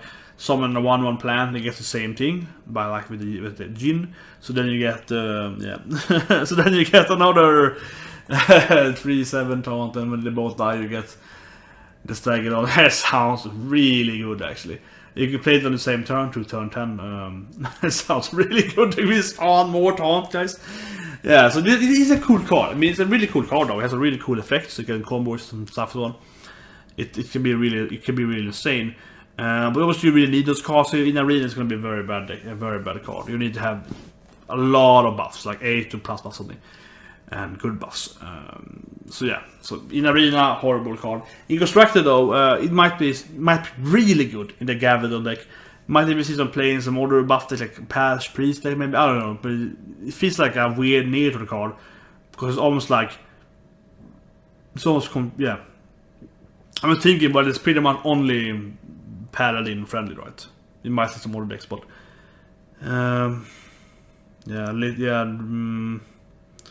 no, I would say pretty much only Paladin can play this card. I'm saying it right now. It might be something I'm missing out on. Some Priest, yeah, some Druid. I mean, it has some potential for the decks. Some Hunter, yeah, it has some potential, but it's like not very much. So like another Gavadon card.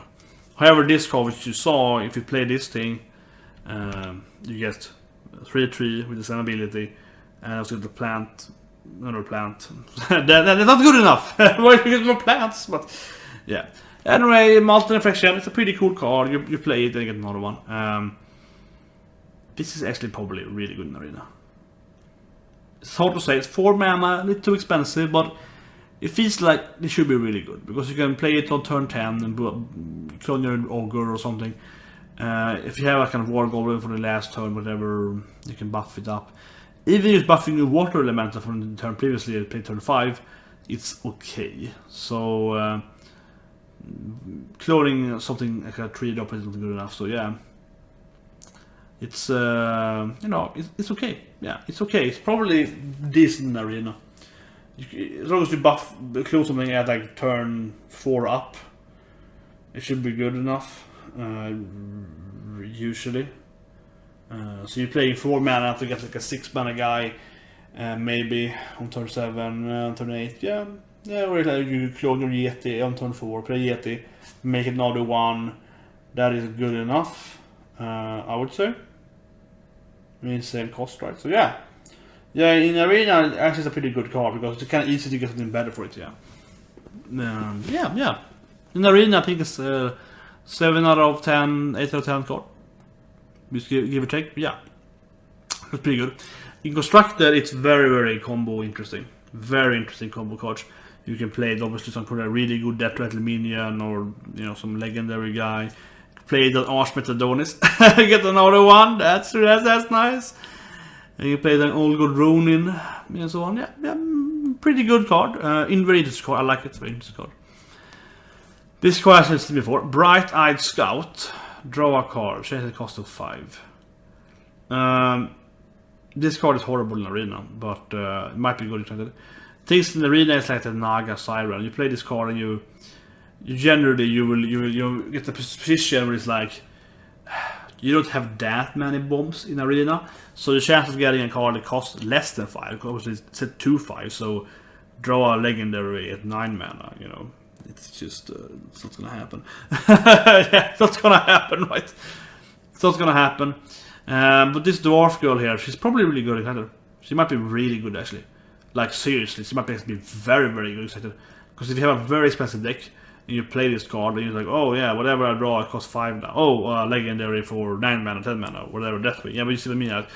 It has, depending on what deck you play, it's really good. And if you play with Nestingberry, you know, if you play Nestingberry first, then you play her, you get to draw a card, and all of those cards are at least costing 4 or more mana, so you only have your bombs left, right? And then you get this thing, so that sounds really good. Even Arena, Nestingberry, I think is the best winning card right now. So yeah, that is, yeah, definitely some combos going on there. Yeah, this is both spells and minions. You get some really specific spells for 8-9 mana, Pyroblast. So yeah, it's a pretty cool card actually.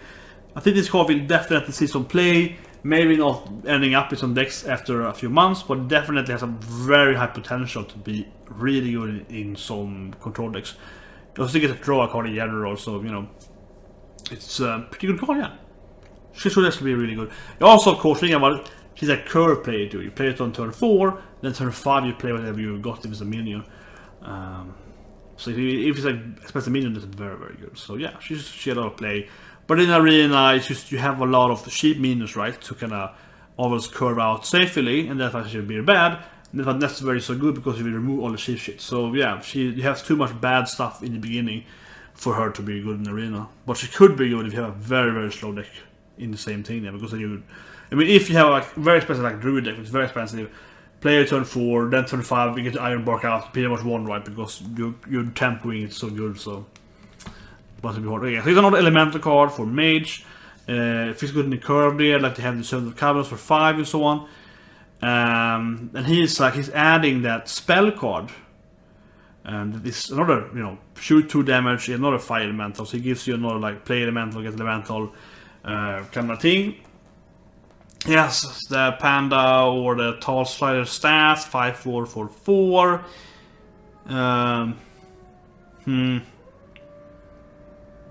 Obviously in Arena, he was a 4/5, would be way better. But he's a 5/4. It's not that hard to play elementals, it seems then. At turn 3, 2, and 3, because you have a lot of new elementals. And you get a removal spell. So in Arena he's pretty good. Yeah, I think it's pretty good in Arena because 5/4 for 4, it's okay. It's like a 6 out of 10 card-ish. And if you get the ability, there's not a removal spell. That's very good to have, of course, removal spells on a minion on that spell. Flame is a pretty bad spell removal, but it's still a removal card. You know, so he has a lot of value. Is he better? The question I think is mainly, is he better? Is he better than the Phoenix? Which is 3/3 and shoot 2 right away. This is like get us 2 spell, you know. He's shooting, yeah. He has way better stats. He probably isn't better than the Phoenix, to be honest. He probably is about the same level. The Phoenix is do 2 damage, you know. This is like get 2 damage spell. So it's like this doing 2 damage right away is much easier, costs 2 less mana, easy to play. This guy also needs elements to be played. Yeah, the Phoenix is probably better actually. Not always, but the Phoenix is probably better. His stats are of course better, but the Phoenix is probably better than Arena because it's a safer way to do 2 damage. That being said, this is probably still a decent card in Arena, but even if you can't get the buff, it's a 5/4, and if you get the ability, you also get a spell that can remove something. So next turn down, because it's costing. Yeah, it's okay, but the Phoenix is probably better. Okay, so this is some weird weapon. Obsidian Shard, costs 1 less for each card you play from another class. It's just clearly, you know, you do some rogue shenanigans, whatever. Yeah, you do shenanigans, copy some stuff, get it out, good with the new discovery effect. Is it good in Arena? Probably, yeah, probably, even without ability, because you have 3 attack with it. So it has a lot of durability, so you can kill like 3 minions. Costs 4 mana though, but I mean, if you get like 3 mana, 3/3 for 3/3 mana, but I mean, even that, think about True Silver is a 4/2, it's way better doing 4 and 3 damage, it's way better. But they have some more durability, right? So, is it better than True Silver?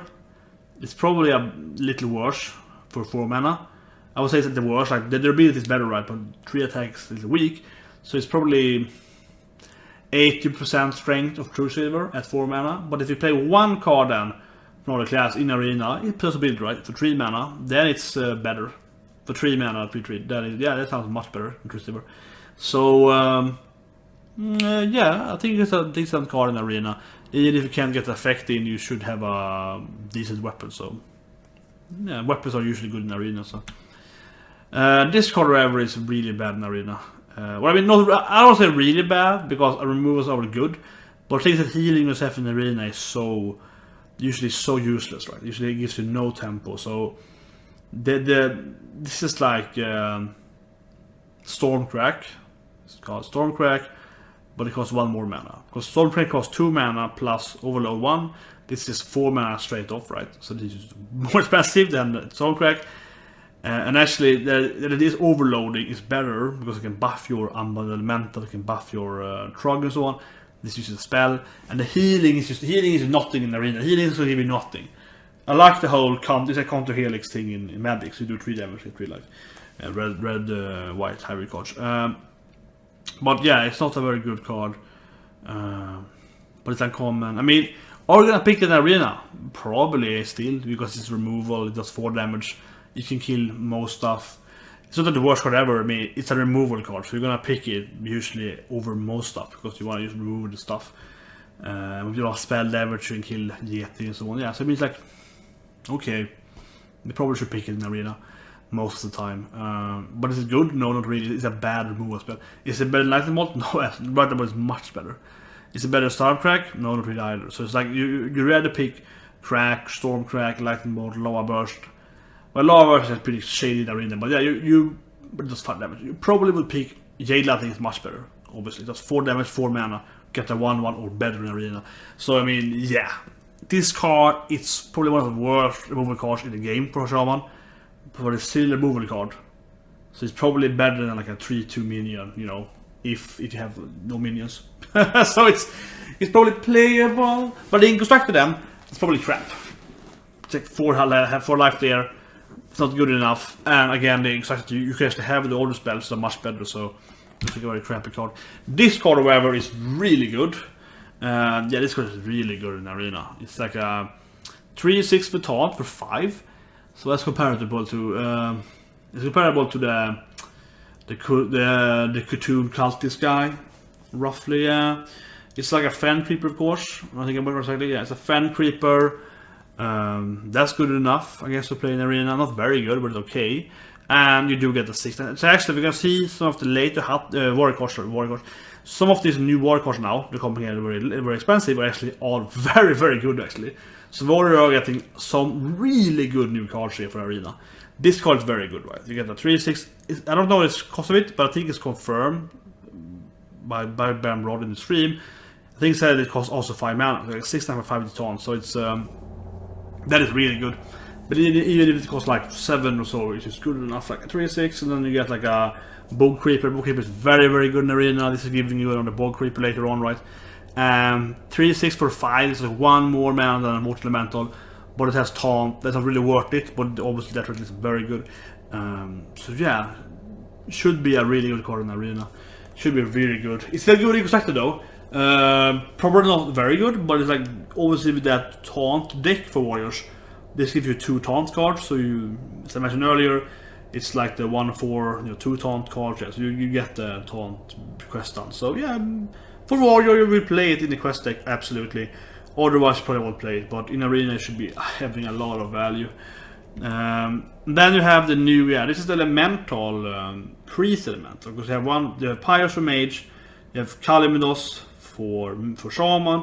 Obviously, Shaman is the real elemental guys because they have the servant of the newest cards also serving him. So yeah, so you have that thing as well. But yeah, so you have the elemental for priest. So which is I don't know really. This is the thing with the priest thing. I think the priest got the 2/3/1 cheaper is very good, especially with this guy together, because it makes spell cheaper, right? This guy is like also spell based.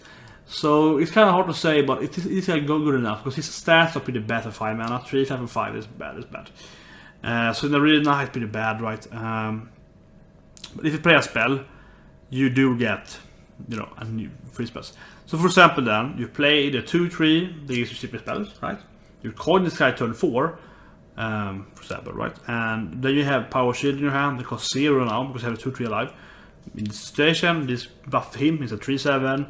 And you got another random spell card. It's a lot of value, and it's hard to remove him and so on. So yeah, like he's good with all the elemental guys. Death Rattle, you get some random shit and so on. It's a lot of value. I think the Prison Elementals are a lot of value cards. They have a lot of value, they have a lot of spells, you know, so some random effects. So he might be good.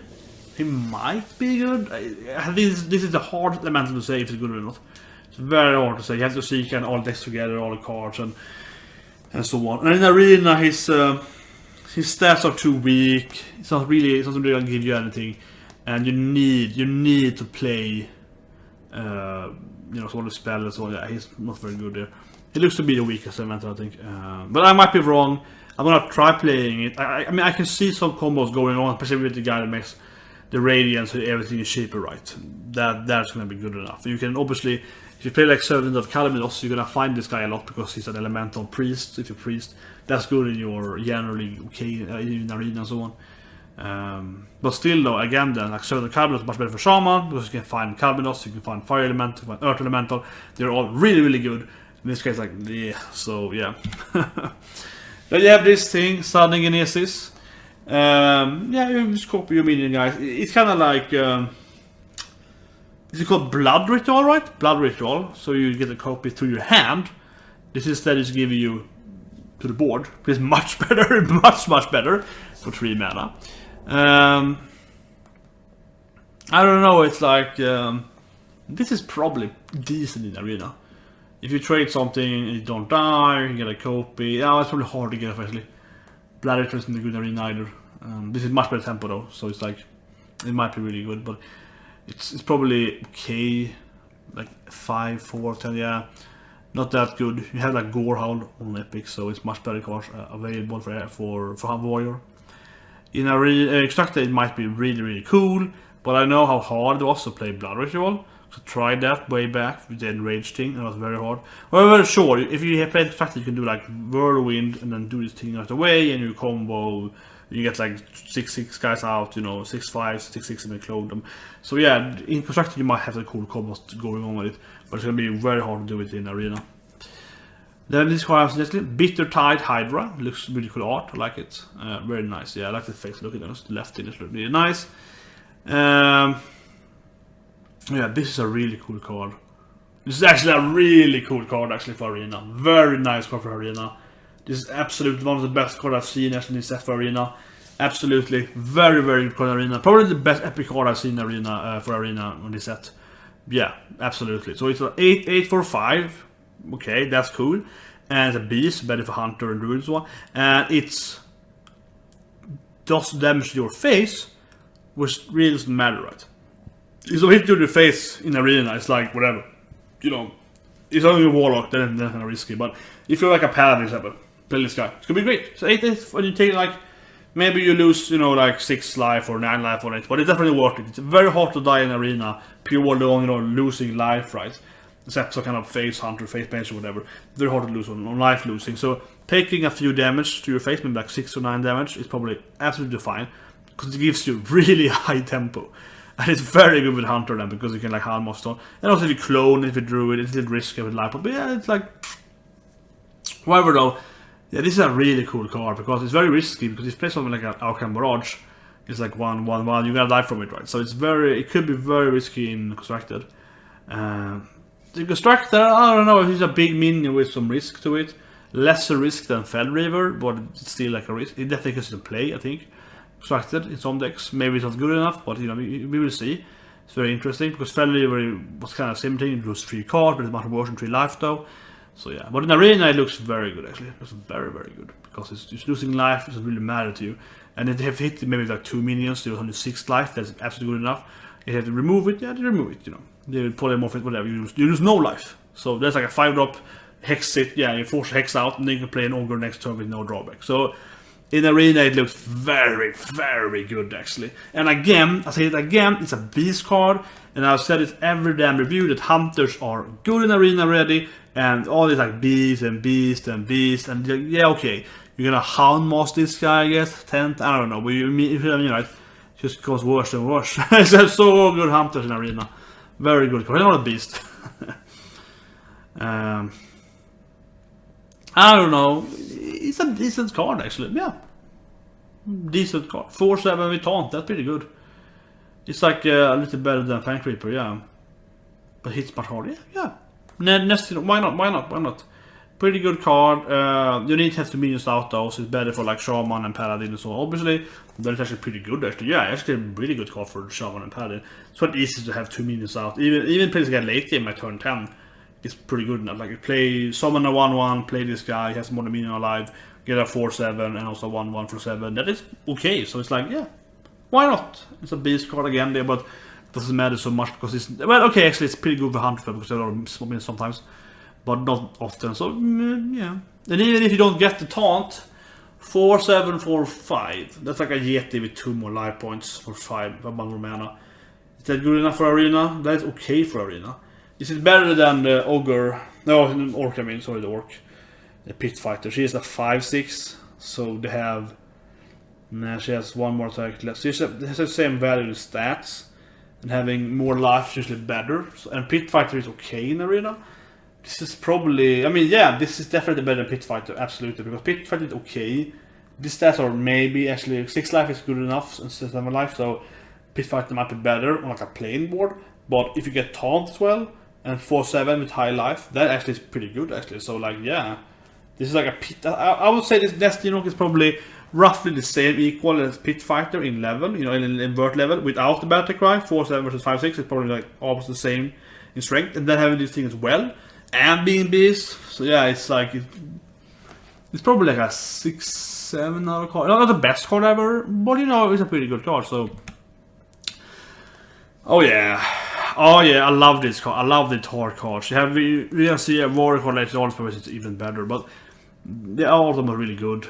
This is probably the only elemental Warrior card, I think. I might be wrong, but probably doesn't matter so much.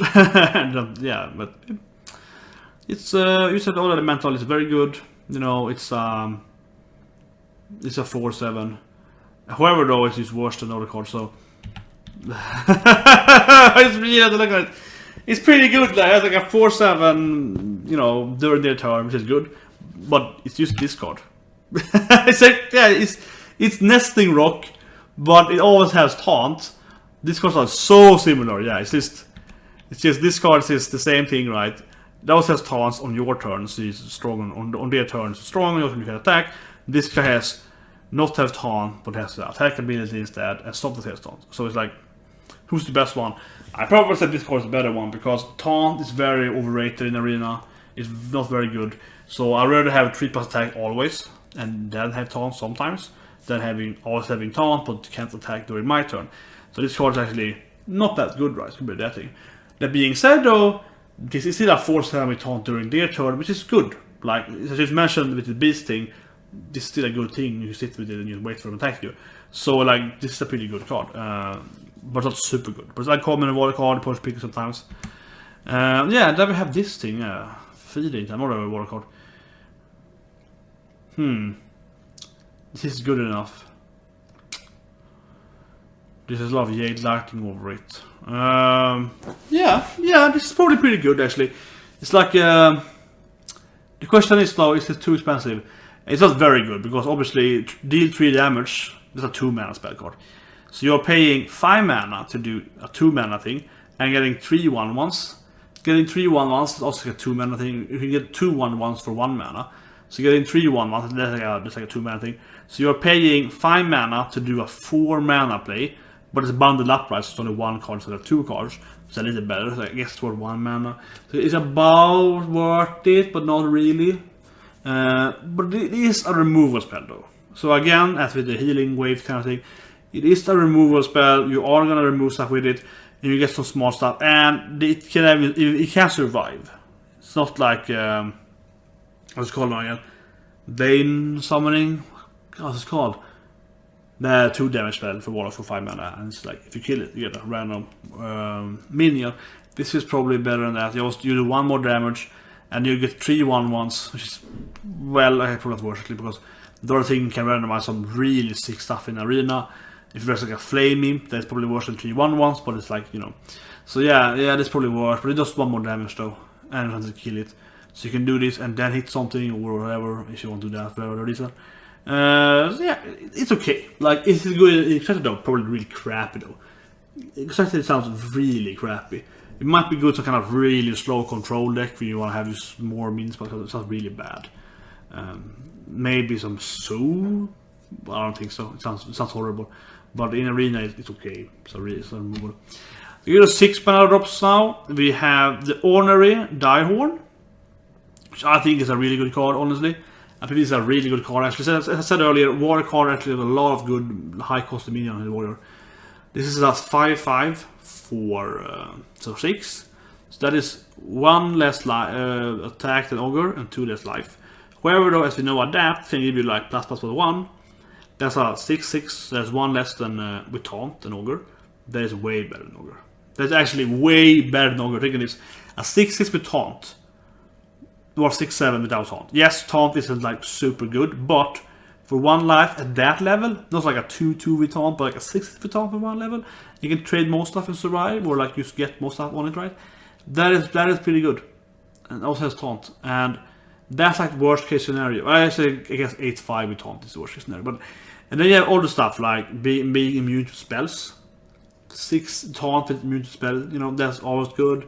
That's good. Or like Divine Shield, Jesus Christ, that's like a Sunwalker with 1 more attack power. If you get this with Divine Shield, this is straight up Sunwalker +1 attack. That is great. That is really good in Arena. That is really, really good in Arena. And if you get like 8 life to 3 more life, that's 5/8 with Taunt. That is better than an Ogre. It's better than Sunwalker though, probably not. The match is really good. But still, it's pretty good. It's good, right? It's good. It's very good. 5/8 with Taunt is still very good. And if you get Wind Fury, that's really crappy. If you get Poisonous, that's probably not very good because you don't need it usually. But however though, as I said, the Snail is really, really crazy good. The Snail is fucking really broken. So, you know, Taunt, Poisonous is a good combo, so why not? If you get Stealth, use this useless because you lose to the Taunt minion. But yeah, like it's better than Ogre. Ogre's a good card in Arena. It's probably even better than Sunwalker because you have a chance to get the Sunwalker. Well, actually, yeah, it's probably around the Sunwalker level because Divine Shield is with this thing is better. Spell Immunity is probably better actually than Divine Shield many times. So that's better than Sunwalker also. Getting life, get Mage is better. If you fix a Mage, which is the most common enemy, right? Then it's better because you obviously remove the diversion anyway. So and also Rogue and Druid. So yeah, exactly. Actually, this card is probably better than even Sunwalker in many situations. Not always, but in many situations. And it's an uncommon Warrior card. So as I said earlier, a lot of good, high, expansive Warrior card in this expansion. A very good card. Fits easily 9 out of 10. 10 out of 10 if you ask me. And it's an uncommon card, so you should pick it a lot. So I could see myself playing a couple of Warrior games now in the future because it's very good as well. Then we have this card, Frozen Crusher. Very interesting card. It's an 8 for 6, and it can attack every second turn, so it fits itself. And it's an elemental. So will it play elemental decks? It can remove some stuff that you need to remove, maybe. It's a big guy. Is it good in Arena? It's a big guy for 8 mana. 6 mana, I mean. I compare these two guys, like this is a much bigger guy. You can hit every second turn. It's kind of slow, but in Arena it's still probably pretty good because you can remove one of their guys, like a big guy, and then this guy is like very low. So if you do like a Wall Golem, it's 1 life left, and they can use shoot it away and away, and yeah, I think it's pretty good actually in Arena. Not fantastic, but it's probably like a 6 out of 10. In Constructed though, I think it's 2% of that ability, and there are so many good elemental cards now, very seen now. It's like Fire Element, probably better, so I don't know, I'll put it slowly. And then we have, okay, it's another Dynamite Warlock. Yeah, it's another boosting the discard card. Yeah, pretty cool card. I like it. I like the effect. I love the Madness thing. I like the discard thing. Yeah, it's a cool effect. You summon something you discarded. You obviously have discarded a lot of cards with your Warlock, so it can be something cool. I mean, if you play it really, really, really well, so you can't this game really. Like in Yu-Gi-Oh, you can be like, I discard this card on purpose. Then I play this card for 0 mana, turn 1, and summon my god and kill you. If it's Yu-Gi-Oh, you would be like, I discard this like 2020 guy with Wind Fury charge for 0 mana because it's a discard effect. And then it's like, I play this, and I sacrifice half my life points, I play this guy for turn 1, and then I summon this card, I discard it on random, oh, it's on this card here, oh, and now win. That would be Yu-Gi-Oh! You would put this card effect and you would just win. Yeah. summon random minion you discard, that would pretty much kill anyone in Yu-Gi-Oh! There'd be some kind of one turn combo with that. But in this game, it's pretty good. It's death rattle low. Take some time. But it might be really cool. For Arena, no, it's not pretty good enough. 5/5 for 6, and death rattle effect probably won't even matter, right? There are more discard guys now, I suppose. Like the new beast is really good. I think the 3/8 for Toy Taunt is really good. So it might be okay in Arena if you have some discard effects. Worst case scenario is a 5/5 for 6. That's not very good. So, but it's not completely useless. Yeah. So here we have something just 8/2 with stealth. It looks horrible. Yes, you can maybe finish someone, but it does everything. Consecration. Demon Rat, I don't know, it looks really bad. 8/2 with stealth. Yeah, it's definitely doesn't have anything. There's another weapon. It gives you hand recruits. So it reminds you of the Piranha launcher, which of course people are, you know, oh my god, this card is pretty slow. This card is much better probably because it's specifically hand recruits. You can buff them with the new adaption thing and so on. You get 2 of them. It has 3 ability, 4/3, it has a lot of strength. That's good, so you can kill stuff with it. In Arena, it's probably very good actually. You can kill 3 cards with it and get a lot of small guys, so that sounds really good actually. Constructed probably way too slow. But in Arena, it costs 7 mana though, so it might come too late. But I think it's still pretty okay in Arena. So if you kill something when you play it that turn, it should be good enough. But not very good card. This is a pretty cool card for Arena actually. It's okay. Like a 5/7. If you kill more stuff, if you survive 2 cards, and you get 3 Murlocs after that, so it has a lot of value in it. For Constructed, it's super slow. Not worth it at all. For Arena, it's okay. Yeah, it's okay. I'm not gonna say the best card ever. So the question is it better than Jormungand? It probably is actually. Jormungand with 9 life, it never dies really, but like, yeah, this card is probably better. Get one as Virtua. So it's an okay card in Arena. It's an okay bomb. When we come to 6 mana up in Arena, is this bomb okay? This bomb is probably like 6 out of 10 bomb level. So it's okay to play. Not very good, but okay. And here we go. Oh yeah, this card is insane. This card is really insane, and it's uncommon. This is easily a 10 out of 10 card, you know, in Arena. So yeah, again, Warrior has a lot of good cards in Arena. New cards, so I wait for this card here. This is a Tar guy again, the Tar Lord. So it's separate Overlord, right? We only strong against their turn. But this is a 5/11 their turn. 5/11. This is almost impossible to remove in the Arena, right? You have to have, you know, Deadly Shot, Polymorph, Hex, right? If you don't have that, it takes like 2 fireballs to remove it, 2 guys. It has a lot of health. It hits strong enough to kill most stuff and only 7 mana. So it just sounds really insane. Yes, your turn doesn't do anything really, but it's just like a 5/11. It's just, oh god, this card sounds really, really sick. It's so hard to remove in Arena. It's extremely hard to remove. The good thing is bad, so it doesn't really do nothing against you when you stand still. But it has taunts. You have to remove it eventually, right? So it's a very, very strong card. Extremely strong card in Arena actually. One of the best cards for 7 mana. Very, very good. I think it's very clear. It's a 10/10 card. It's clearly very strong for Arena, with no questions. I have another beast card for Druid, which is pretty cool because you have another like one of those 5+ thing. That's a team for Druid, right? With those beasts. Summon a minion from your hand with 5 or more attack. So again, then right, you play this guy, you die with it, and then you summon one of those teamed 5 base guys, which you have a lot of them. It costs 7 mana though. It's very late. But this might actually be pretty okay in Arena because if you can kill something with it, if you can fight with it and kill something, like a Yeti, for example, so you get okay, you cost 3 more mana, but you get your Iron Bark or something, you know, and then that's really good. So it's probably okay.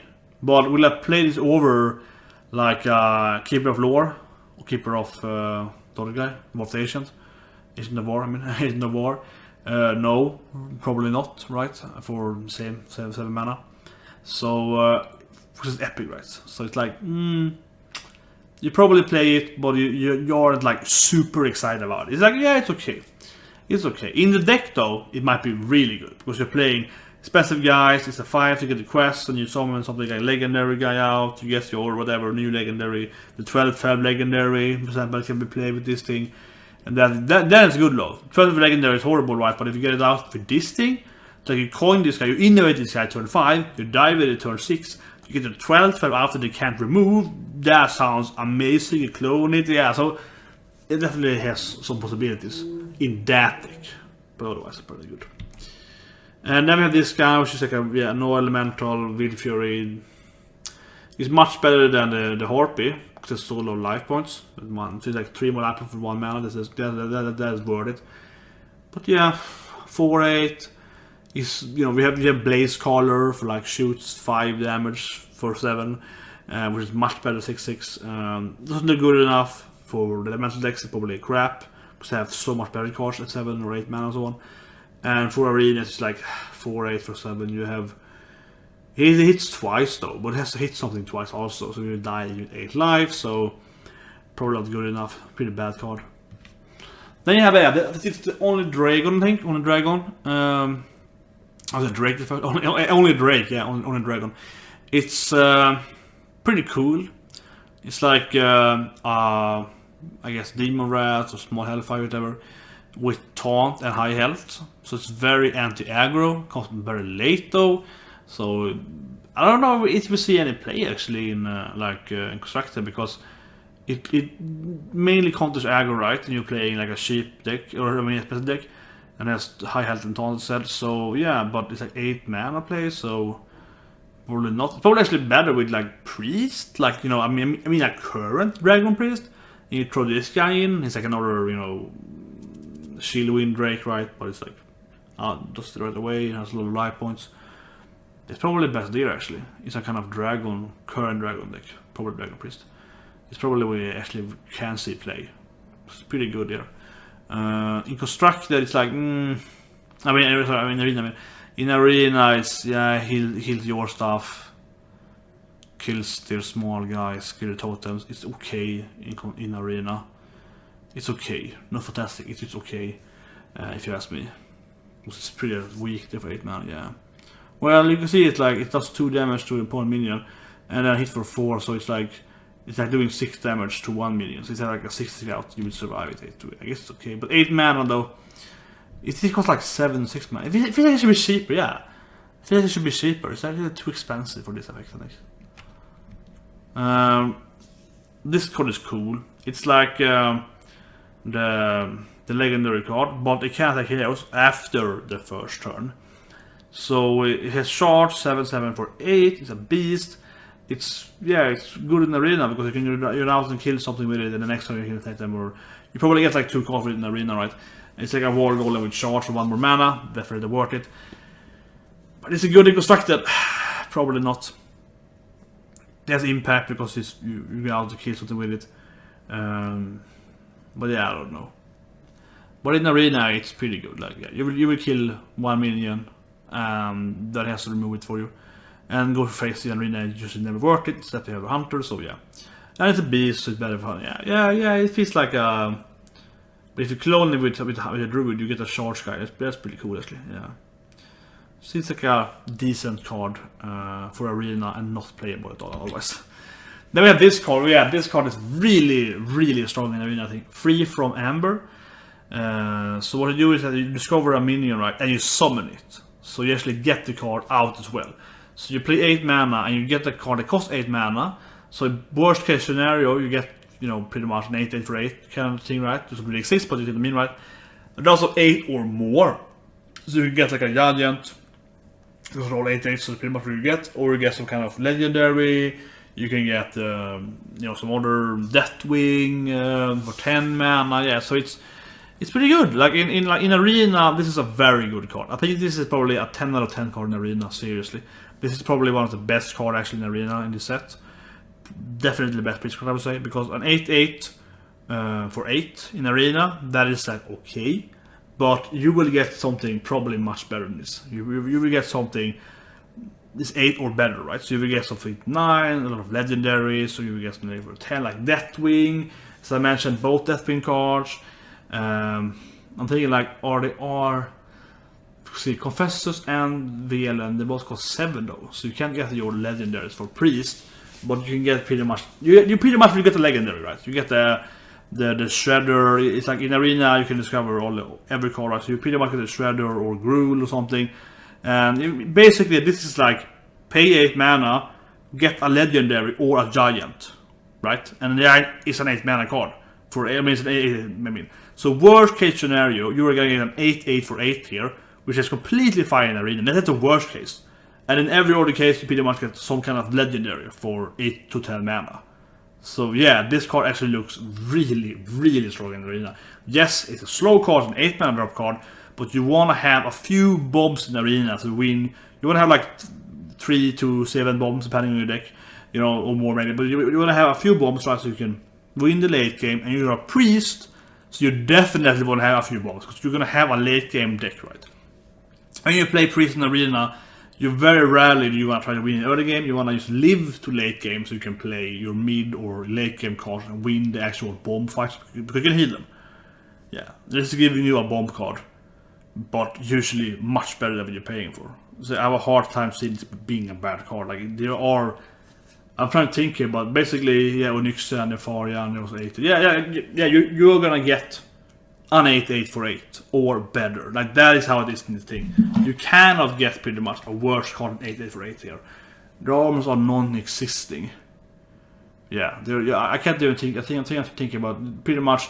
And I mean, even if you had like a 0/0 for 8 mana, like with Battle Cry, which you wouldn't get, I guess. But even that's a discovery effect. So how is the chance to getting something that's less than 8/8 when you have 2 other cards to pick from?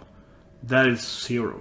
Like, because you cannot get like 8/5/5 3/3 4/4, right? To discover 8 mana more. It doesn't exist in the game. The game doesn't have that many bad cards for 8 or more mana. So you cannot get that. You have to get an 8/8 or worse, or better. So yeah, it should be a very good card in arena. Like extremely good. Easily one of the best cards in the set. Then you have this thing which is like, I don't know, if you never see it and play Extracted, 6/10 for 9, does something really. It has taunt though, but like in arena, 6/10 for taunt, it's actually pretty okay. Actually, if you look at it, if you just back one, see that playing this thing 8 mana, getting this guy, is it worth it? 6/10 for 8, yeah, it's worth it. It's not the best card, it's the better legendaries, but it's pretty much better than like a giant, because the 6 attack damage here is probably enough to kill most stuff. You can heal it, it has 10 life, you can heal it. Compare it to the 6/8, which is 6/10 as well. And it's a 6/10, right, actually. The forgotten one, what it is called. For 8 mana. This is 1 more mana to give taunt. So it's not the best card. Like it's not the best card. Yeah, it's not the best card. I'm not saying it's a good card, but it's a decent card. I probably would have picked it though, like an arena. Probably not. But it's an okay card. But if we go back to and look at this card actually, that means you have a 6/10 for 8 with this thing, which is a 6/10 for 8. It costs 8 play, which is okay. Or you can have this thing, 6/10 with taunt, or you can have the 10/10 for 10 with this thing, so on, right? So yeah, this is a good bomb card, definitely. This card is good though. And then this, I think, is the last card, right? This should be the last card to set. So this is the Ultra Sour. It's a 7/14 for 10. Is it better than the 10/10 for 10? Probably, because 10 damage is just never needed really. If you hit for 7, you almost kill everything. You hit a War Golem and so on, yeah, you kill Dr. Boom. You're killing most stuff with 7 attack, so it's better to have a lot of life points. But that being said, it doesn't have taunt, right? Would you rather play this card in arena? It has 4 more life actually and 1 more attack. This card is actually pretty underpriced, I have to think about it. Yeah, this card is like pretty bad, right? I guess. So yeah, it's like when you put this card as a bomb, it's a really bad bomb. Just not even play. It costs maximum mana. I mean, most bombs are coming in like turn 6 or 7. This comes at like 3 turns later. It's way too late. It's uncommon though, so you see it a lot. Yeah, I mean, this is too expensive. Just insanely expensive to play that. Yeah, I mean, it's like if you have no other bomb and you have a lot of cheap cards, like 2-3 drops, and this guy comes in the common guy, and you're like, I guess you pick it because you already have this thing that having like 10 2/2s, regardless of your class. It's a beast. But I mean, I guess it's hard to remove. It's hard to remove, but not the best. It's a pretty mediocre card. That concludes it. I think we can see that Warrior is getting a lot of good stuff, a lot of good warrior cards, a lot of elemental cards in general. So you can see the priest elemental, the quest, the taunt quest seems to be easy to do with constructed. I can see the spell team being easy to do as well, but it's actually not that good. I think getting one more turn, because you have to pay pretty much a whole turn to get to one more turn also. Because it's not like magic if you can get one more turn, have like infinite mana over, so you'll be like, oh, I pay 2 out of my 20 mana and get another turn and do this, then get another turn and do it, and you die, right? In this game it's more like you have to pay half your turn here to also get the turn, so it's, you can't prep up so much, it's more like play the golems. As I said, I see it easily be more like play Castellax, get another turn, play Castellax spell. That could be pretty cool. So it's like, I think it's best Castellax. And the warrior, the druid thing is to play, but it probably isn't that good actually, to get Kun. But what I see primarily is that damn snail. That snail is crazy. The other cards are good as well. But also those warrior cards, like this 5/6, very good. The tar is extremely hard to remove. So this might be finally we can play warrior in arena, because almost every warrior card set to damn 5 armor thing is good. Like, so basically every card here is good for warrior for arena, except that card down. This card is absolutely horrible. But so the card are good. I think Shaman is getting generally good cards. The elemental cards is easy probably. I haven't tested yet. I mean, actual playing arena, but it seems that Shaman is getting so many elemental cards, and they're higher weighted, so you pretty much would have like, oh, elemental. You would have so many elemental now for Shaman. You have them both for class cards and for elemental neutral cards, and Mage also has a lot of them, but not as much. So Shaman will see elemental all the time probably. It's probably hard to not get like 4 or 5 elementals now. Good beast cards, good for the druid. I think that Warlock is getting shafted. I haven't seen any good Warlock cards at all, like that Death thing with the Scar. The Warlock is getting like 2 legendaries. They both need the Scar. Mask card are boosting the Scar at the 3/8. That card is good by itself though, but it's like for Warlock you really need, it's a lot of like teamed cards. They're not very strong individually. It's hard to play. Paladin is going all about this buff thing, which is probably not that very good for arena. It's probably not good. It also is not good because Smuggler, the Smuggler create things, but the run thing is very good in arena. When you buff everything with once, it's very, very strong. That card is weaker the more spells you have, because then you buff your spells, so you don't buff it, nothing happens. So you want to have like a lot of good high minions, like Yeti, high hat minions, and so on, and a lot of those +1/1, right? It's very, very good in arena. But if you have that, plus this new random adaptation, I mean, and so on, those new spells, you play those, they're gonna kind of mix math with each other, right? And also, like, adaptation needs a minion to buff, and if you have those other smugglers around you, you don't have a minion, so Paladin is probably not that good enough from this in arena. Rogue is probably not better in arena from other cards. I'm gonna do another video with this, but briefly here, like, Rogue is not probably not very good, because, yeah, it's like, what the hell did Rogue get? Like, weird combo cards that are really hard to do in arena. It's like, no thanks. Druid is probably better, especially those like 2/2 get a 5 big bomb. That sounds good. Some other good cards, generally better, but not much better. What last class do I have? I didn't mention Mage so much, but as I mentioned, Shaman Mage has a lot of easy potential for elementals. Because there's so much elementals actually. They actually surprised me how many elementals there are. So because I forgot about, let's see, Mind Praise Priest, yeah, test many times over. This is like, you have the Mage, you have the Shaman, Rogue, Paladin, Warrior. Yeah, I think Warrior is the big winner. What is more is it really? Paladin, yeah, I think Warrior is the biggest one. Hunter generally, of course, is getting all the yeah, Hunter in general, so much more beast, right? Like we see here with this 714, right? If you buff it with Houndmaster, it's like a 916. Obviously not gonna happen, but it's like, yeah, like generally Hunter is definitely the big winner, because Hunter is getting a lot of good cards for Arena, and even the cards that are kind of mediocre, like this card, but this is less than mediocre, but you know, it's still a beast card. It's getting a lot of beast cards, so it's like generally this is more beast to play. And Hunter, I would say it's really top deck. I would say currently I'm talking about Hunter a lot because it's one of the top decks for Arena, top picks I mean as a class. And if you get that, oh, here's a lot of good cards and also a lot of beast cards, whatever. So it's like, yeah, getting a chance to get a beast now is much easier.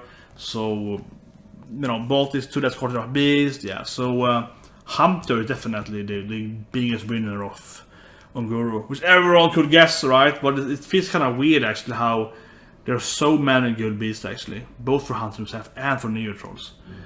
And then generally, again, then it actually seems to be possible to play Elemental, Mage, and Shaman for ease actually, because there's so many Elementals. And I think Warlock is the big loser because I don't see any good Warlock cards. I'm gonna do another video about this more about user classes, but yeah, and the Snail is the best card. The 1/2 Snail with Taunt, it looks crazy. But anyway, see you guys. Hope you liked this. If you watched through it all, it's probably like 3 hours now. I haven't checked the time for it yet.